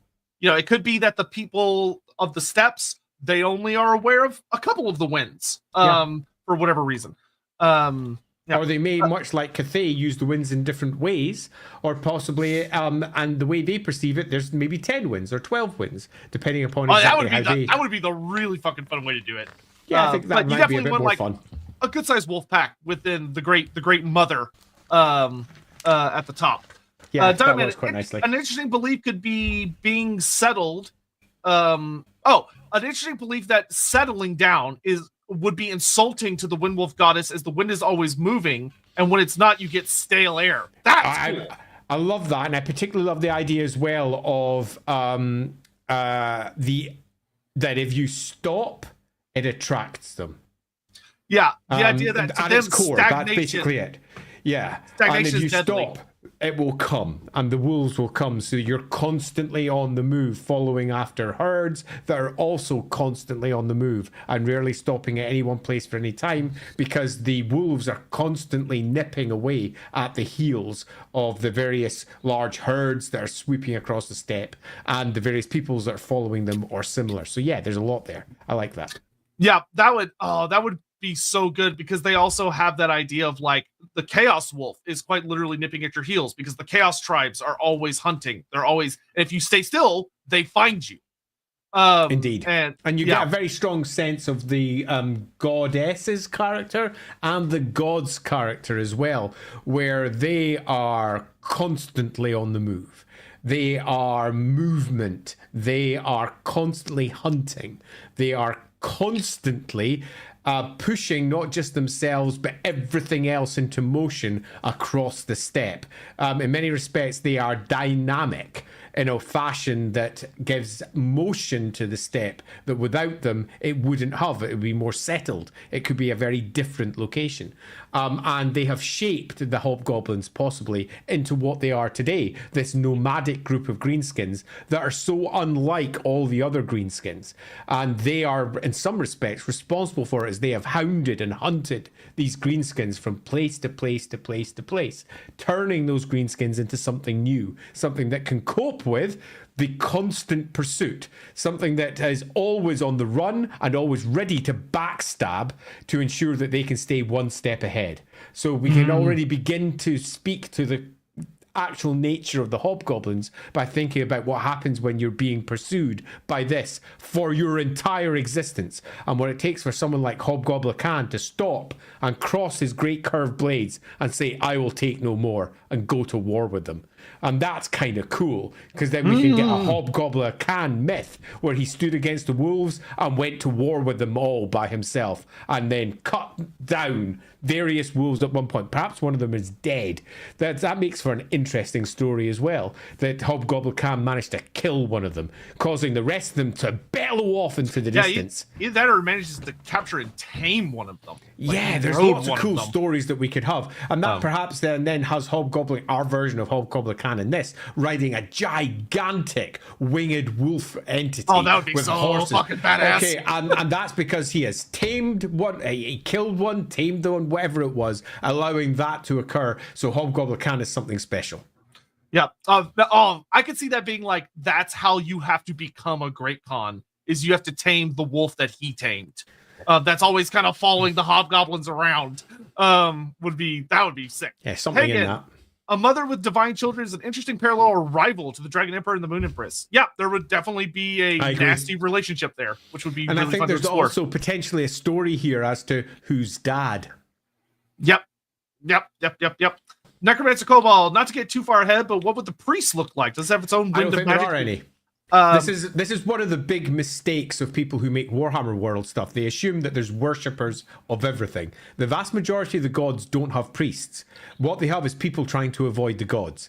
That's it. Because the gods are awful. Yeah, you would have your people that could use magic, your types of like shamans who might interpret it as a gift or a curse, depending on how their culture feels about it, from said gods.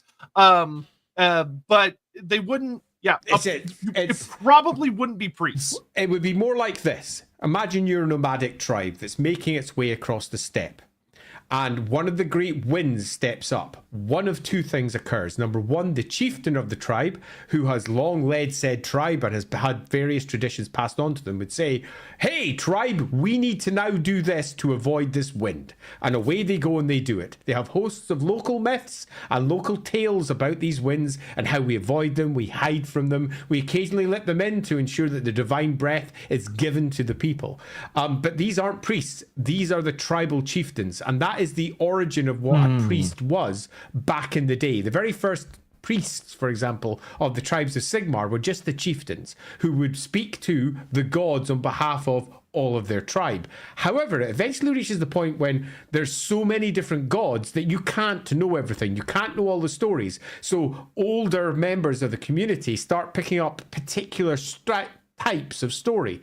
And these become what many regard as priests, but they're not really priests. They're shamans that know everything priest about kings, particular parts. And priest kings, as it used to be, the old cliche of a priest king, as nicely popped out there.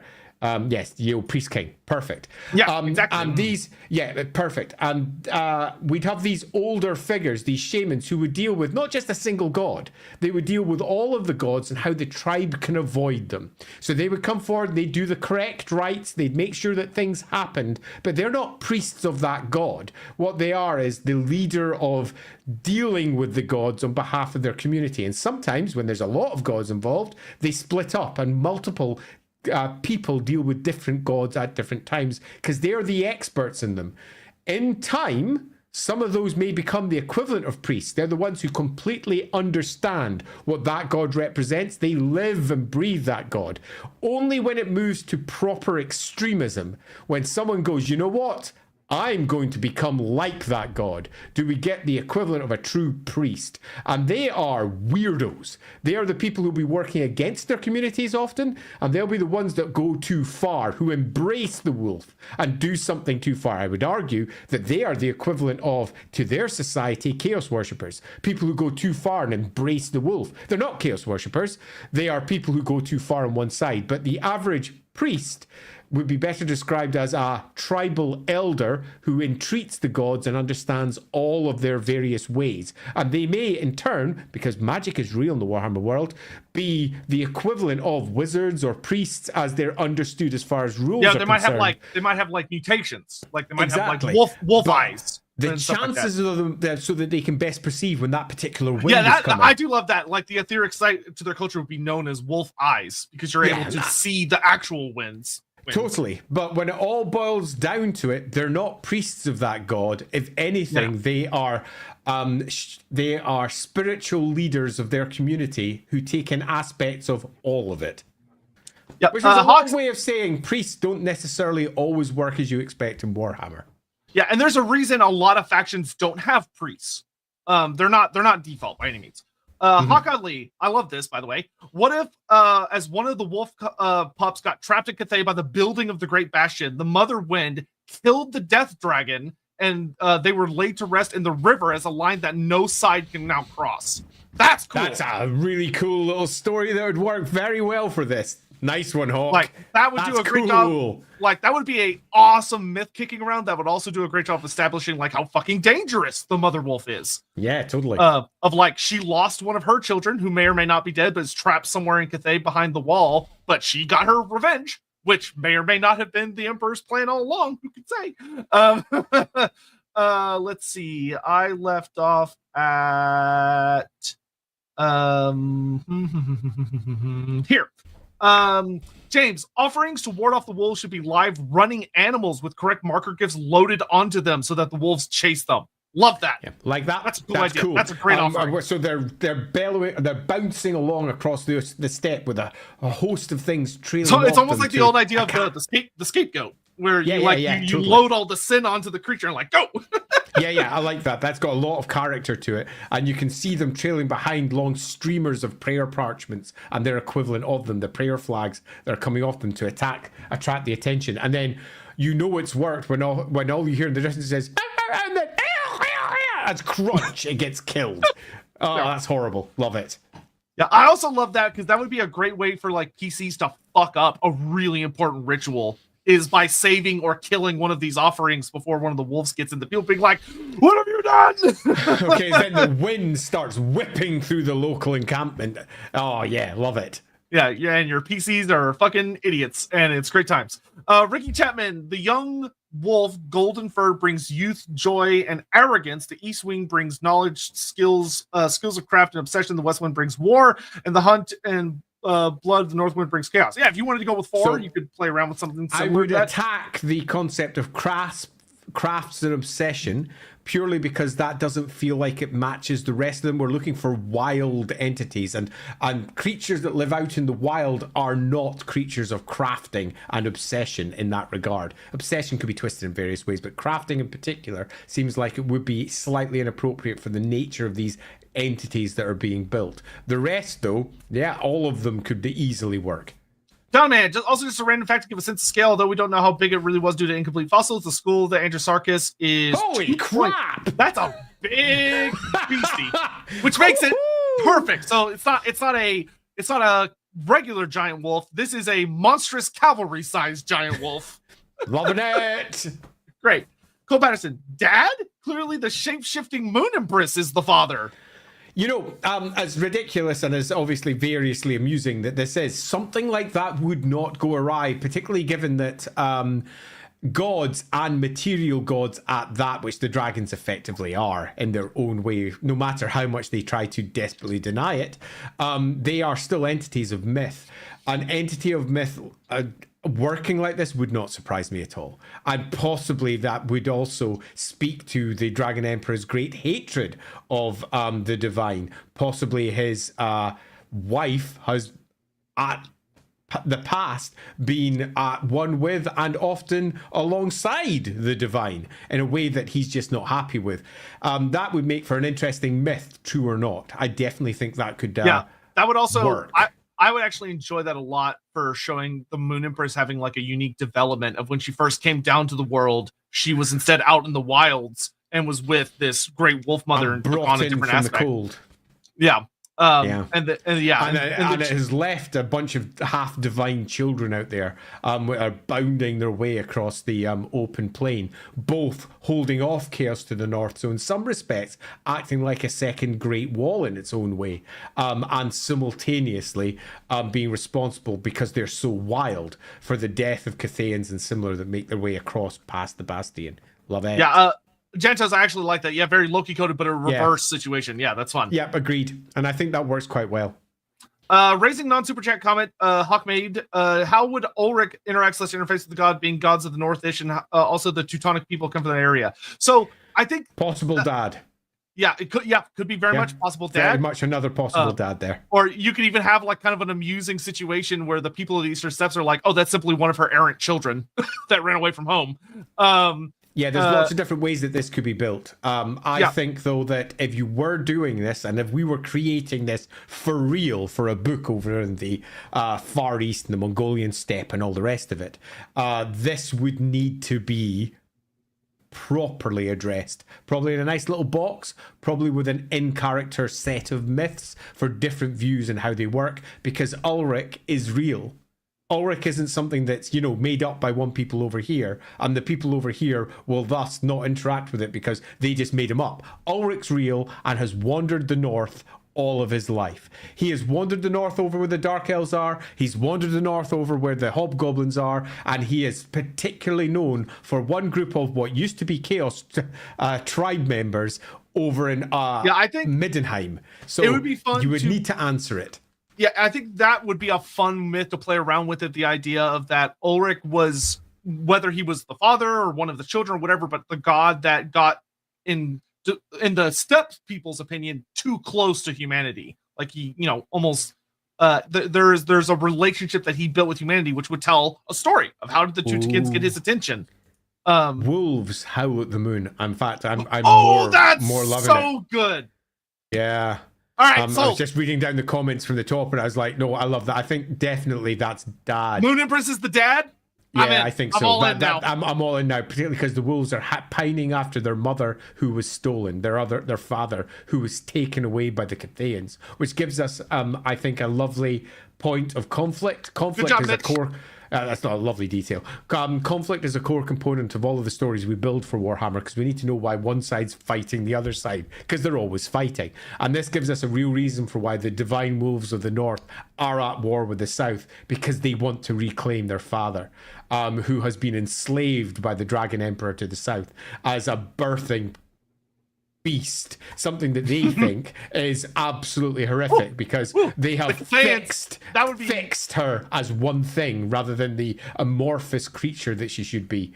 I would love that so much, because man, the Cathayans would be pissed hearing that. Yeah. Both sides would hate this, and in many respects you could even see how many would fall to chaos just to fight Cathay for what they had done to their divine father. That's beautiful. Yeah, Captain Magma, we should do another stream like this in the future. We like to play around with these. Wednesday night streams are super fun. Because we can just... Alexa, stop. Stinking Alexa. Alexa wanted to join in with us there. What are the Irish priests called, as Hammond? Seamans. Sorry, I didn't get that. The internet isn't reachable. Hawk, yeah, we did that, Hawk. Thank you very much. Geralt of Rivia, Techless, Mal's Darkblade all walk into a bar. The bartender says, "Welcome to the Inspired by Elric convention." Yeah, you're not wrong. Techless in particular, who is just Elric. Necromancer Kobold, what would the Mother Wolf think of the Church? I imagine she'd hate them. Yeah, definitely. They represent the worst of a lot of things. And the nomadic people of the steppe, who in many respects are her children in a sort of loose way, which means the hobgoblins that are enslaved are also going to be her enemies, and also her lost children, depending upon how it manifests. I quite like it. Hammond, so this is why Gerald keeps saying winds howling. Yes, it also just sounds like a cool phrase, like winter is coming. Ricky Chapman, Ulrich and the wolf holding boom boxes outside the Great Bastion. Oh, for mom. Come back. Donovan, so Ulrich is the potential son of the Moon Empress. If you were to go with that, that would be an interesting interaction between Cathayans and Ulrich. And if you go back and check our Minheim / Cathay streams, that the Moon Empress is about silver flames, and who also has a silver flame. There is a definite connection between Ulricanism and the Moon Empress. And there's a definite connection between Ulrich and the Moon Empress. This is one way that we could look at that connection. I personally don't think Ulrich would be the son of the Moon Empress. Probably. But that doesn't mean he wouldn't be either. It's a story that could easily be built. Ulrich, though, is definitely an entity that walks the material realm, unlike others. And if you were taking that route, you could argue that Ulrich isn't strictly speaking a god, which would be an interesting way of making it happen. Man, it would be so spicy for it to be like, oh, Ulrich's, because he took the form of a man and led the Teutikins and mates with humans and stuff. Oh, he's actually the son of one of the divine wolves and a man or a woman. would be a very bizarre twist that would be kind of crazy. And also would make him and Sigmar's relationship very interesting in a lot of fun ways. Hammond, let Andy read my last chat. You're American. Fine. So this is why Geralt says, "Wind's howling." Not sure what you're looking for there. There you go. It was so much better. All right, and that I'm really not sure what was going on there. I feel like I missed something, Hammond. that is we're all cut Awesome. up. This was great. I am so pleased with where we ended up. So I wasn't sure how this stream was going to go. We discussed it and we were like, this will be fun. And I was like, yeah, this will be fun. And I was thinking about where it could end up going and how we could make it interactive. And this has landed so far beyond where I expected when we first pitched it, and has also created something which I think is so much more interesting than I also expected. This isn't something I would have built, but simultaneously, if I was put in a corner up there in the far east north part of the Warhammer world and was asked to create something, this could have been an outcome, or at least something similar. But I probably wouldn't have built this. You have all absolutely rocked in building something that I feel not only has loads of character, bags of character, but with a bit of tweaking and maneuvering is beginning to feel really Warhammer. And also, not only does it feel Warhammer, but it feels like it fits with the existing myths that we already have, not only from that part of the world, but from other parts of the world as well, where we are dealing with our, let's say, Ulrican-styled wolf stroke ice stroke moon aspects, all of which I think have created an unique and interesting entity that you should all be very proud of. This is kind of rocked. Yeah, Where did that one come up from again? Sorry, he wanted you to read this one. Siemens. Apparently, it's like a Seamus joke. Siemens. What an Irish priest called Siemens. I feel like I'm missing something. I feel like you need maybe an Irish accent to get what you're hoping for What an from Irish that. priest called Siemens. No, I'm still not getting it. I feel like I'm missing something here. I'm so sorry, Hammond. Whatever, guys. Is it like Seamus? No. Siemens? Oh, it's a shaman called. Oh, it's a shaman called Shaman. Seamus. God, y'all are. I can't believe I missed that. Oh, thanks, guys. Thanks. We're 3 hours and 40 minutes in. Give us a break. Ricky Chapman, the Moon Empress has a little black book with a bunch of gods in it. Could very well be. I mean, hey, when you're dealing with shapeshifters are fun. Because they could do wild shit. Yeah, and I think the Moon Empress is something that should be more widely used across the world. Yeah, because she's the moon god. Like, she's Manslib. She's come from Manslib. And that is not something that is wholly Cathayan. So I would like to see her myth spread about elsewhere. Yeah, and to reinforce what Andy said, I really did not feel like we were going to be able to land anywhere firm. I sat a lot of today thinking, how the hell are we going to do enough polls to get anywhere at all remotely interesting? Yeah. and we did. Y'all did a fantastic job. And the big thing is, I want to give y'all a lot of credit of that. A lot of the suggestions in chat were fantastic. We were pulling a lot of great things. I feel like me and Andy didn't actually have to work that hard. Which was very nice. Like the whole thing of like picking out the Antrosochorus and the people talking about like the wolves howling at the moon and the wind, all this stuff. Y'all did fantastic. Y'all did phenomenal. This is up there for me with like the Creator Everchosen or the Great Tarmogon's Brother streams. Like this is up there. We haven't done Creator Everchosen yet. Not yet. One day, not yet. Donovan, the collective random knowledge of chat combined with the Warhammer knowledge of Sotek and Andy always makes interesting outcomes. Speaks to the power of group projects. Yeah. I am genuinely pleased, and if there are any artists in chat that want to do artistic rendition of these creatures, please do and let us go wild. Yeah, and also if you want to take it further and possibly even do a write-up of it, I don't know, create your own version of a quick write-off of one of the Warhammer gods for this collection of entities we built, go wild. If you want to hike all the way back to the original 1990s books and then build them using those rules, again, go wild, because all of the tools are out there for you to create stats for these things for you to build in-game versions for how these gods could be worshipped. And particularly on the Warhammer Fantasy roleplay side, it's just sitting there pregnant like a mother wolf, waiting to give birth to all of these super cool things that you've very much helped build. Yeah, and we will have threads open. I'll have one open on my Discord. I assume Andy will put one on his as well, in the Lorebeards section. So if you want to talk further about this god and try and come up with like names or art or any of that stuff, or do more stuff, then feel free. I will be popping in there to keep an eye on it. Yeah, me too. I'll pop up a thread right now. Listener Chris, didn't Old World Kislev reach the steps? Would be interesting to see their perspective. Yeah, you would definitely have Kislev's relationship with it. And I mean, considering the Gospodars also come from up there, and the Ungol Empire seems to have stretched vaguely in that direction, yeah, you would definitely have interactions. I mean, think about the idea of like the Tempest, you know, those great winter storms, and that there would be people that come from the Eastern Steppes who would view things like that, view blizzards in a very different context than a Kislevite would, which would be super duper fun. Plus, Urson actually is rather heavily reinforced as a god that's surprisingly sympathetic to the other animalistic gods like Tal and Ulrich. Urson tends to have a fairly positive relationship / rivalry with them. So there could be something between Urson and the wolf goddess as well. But anyway, that is it for us. Thread is opened. If anyone wants to go and chat over on the Lorehammer Discord, we have built one already. Awesome.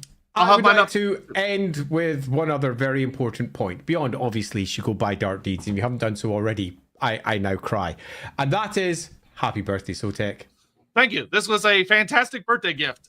This was a blast. I actually really enjoyed this. All right. So last couple quick things. Lawhammer Friday, 2 days from now. Absolutely. It's a big one this Friday. It's the episode's called Dead Ringers. And... Ooh. This is what I've been waiting 5 years to do. I'm very excited. I originally pitched the idea to this to the effective creator of Warhammer roleplay site, Graham Davis, 5 years ago, and he was like, because we were going to be resolving something that had not really been resolved in Warhammer, at least from the perspective of the roleplay, and I'm really hoping it lands this Friday. Yeah, I'm very excited. Also, they ended on a hell of a cliffhanger last week. Yes, it's also Valentine's Day, which is your warning and heads up for anyone that still needs to get stuff. If it's, I don't remember if Valentine's Day is global or not, but if it is Valentine's Day, at least in the US. Oh yeah, it is Valentine's Day, totally is, and yes, it's quite global, not completely, but quite. Yeah, Lindsay's getting the best Valentine's Day gift of all, a Lawhammer session. Yeah, totally. I mean, how could that not be the best gift ever? I also will be doing a stupid stream on Friday before Lawhammer. I'm going to come on before Lawhammer, and I'm going to do a dumbass tier list stream about Warhammer characters, romantic wise, and then we'll raid into Andy's thing, which will be fun. It's going to be really dumb. But in a good way. Sounds fun. Yeah, Rookery on Saturday. Yeah, on the this Rookery Saturday we're going to be discussing role-playing in the real world, because somebody has just done a big Kickstarter. Her name, I can't remember. So, yeah, they've just done a Kickstarter for playing a mum in a role-playing game, and she's just done a super cool role-playing game of that. And we're going to be discussing role-playing in a non-fantasy environment and exactly how that can bring advantages you might not expect this Saturday at 7 p.m. I, however, don't have the details to that to hand. I'll be posting about them tomorrow, though, for anyone who watches over on the Rookery side. We have several people in chat asking, would this be a good place to start Lawhammer? I would say no. I would say I really would recommend starting from the beginning. Though, I don't know, maybe Andy and the crew at some point could do like kind of a catch-up episode. Yeah, we're going to be we've already got one planned, which is a catch-up for if you don't want to watch through one section of the next section, you can just read a thing and get yourself a pretty good idea, or watch the video, because Ed is currently in the process of building one where it'll just be a quick summary of, you know, the first set of the adventure, the next set. So you could watch later, but it's Yeah, the one we're doing this Friday, possibly not the best place to jump in. You don't want to It's roll in a up on like crazy place. a Yeah, it's in a season proper finale. crazy place. Yeah, because you're gonna be going, I don't understand what the fuck's going on, and yeah, that's Yeah. the problem. Yeah, that would be quite the story. Would that be the catch ya up episode? That's y'all are terrible. All right. And then last thing is this Sunday on Lorebeards, we're gonna be doing Alariel and the Everqueens. Oh yeah. Which is gonna be super fucking cool, just in time for Valentine's, because of course the Heart of Avalorn. And there is a lot to say about Everqueens. You're gonna see a little bit of nerd rage, a little bit of there's gonna be a lot of really good, it's gonna have a lot of good highlights and stuff, and that'll be on the Lawhammer channel. And Is it? There we go. I knew that. yes, and the You sure? 90 wait, what did we I do think this that might past be Sunday? on yours this week. I think maybe. I'm not sure anymore. Oh, you're right. No, you're right. Yeah, sorry. We did Lawhammer this past Sunday. Jesus Yes, Christ. we did. It's It's my one will be the week after, so that's going to be on this channel, wherever you're watching, over on this Sunday, and whatever we do the week after that will be over the Lawhammer. Next Wednesday, whatever the heck we do, will be on the Lawhammer channel. Yeah. Okay. There we go. Yay! All right. Anyway, thank you all for watching. We're gonna get out of here. We'll see you guys soon for more info and yada yada yada. Bye bye. See you all later. Bye bye.